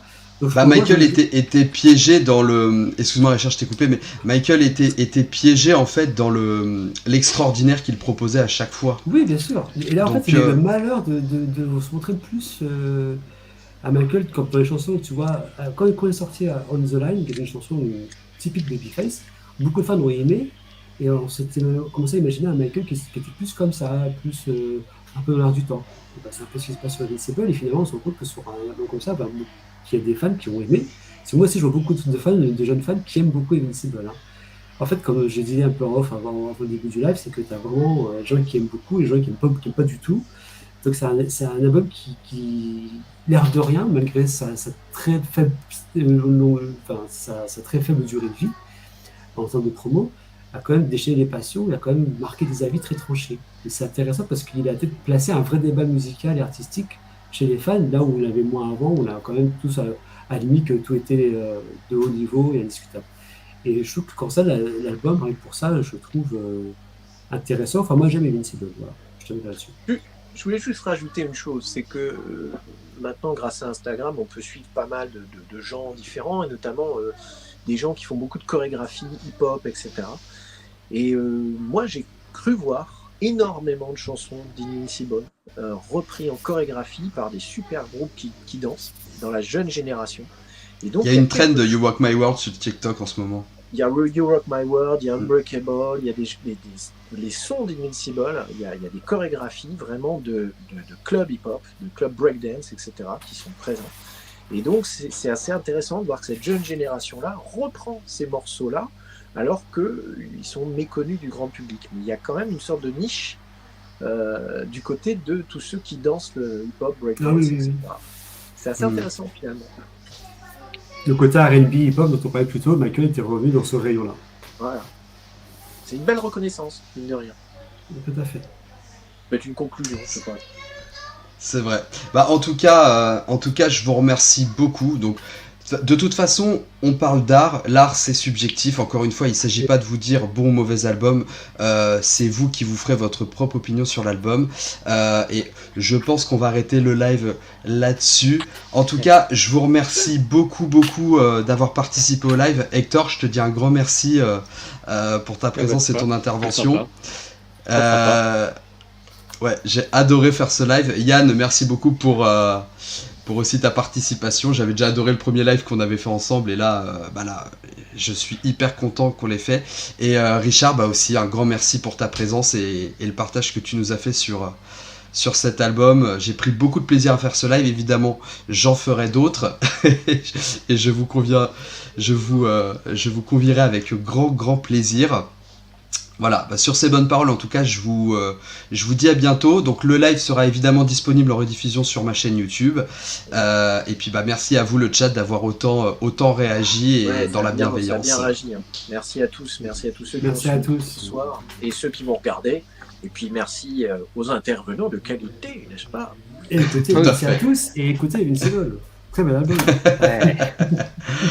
Merci à tous. Allez, à bientôt les amis. Bonsoir. Ciao. Bonsoir. Ouais.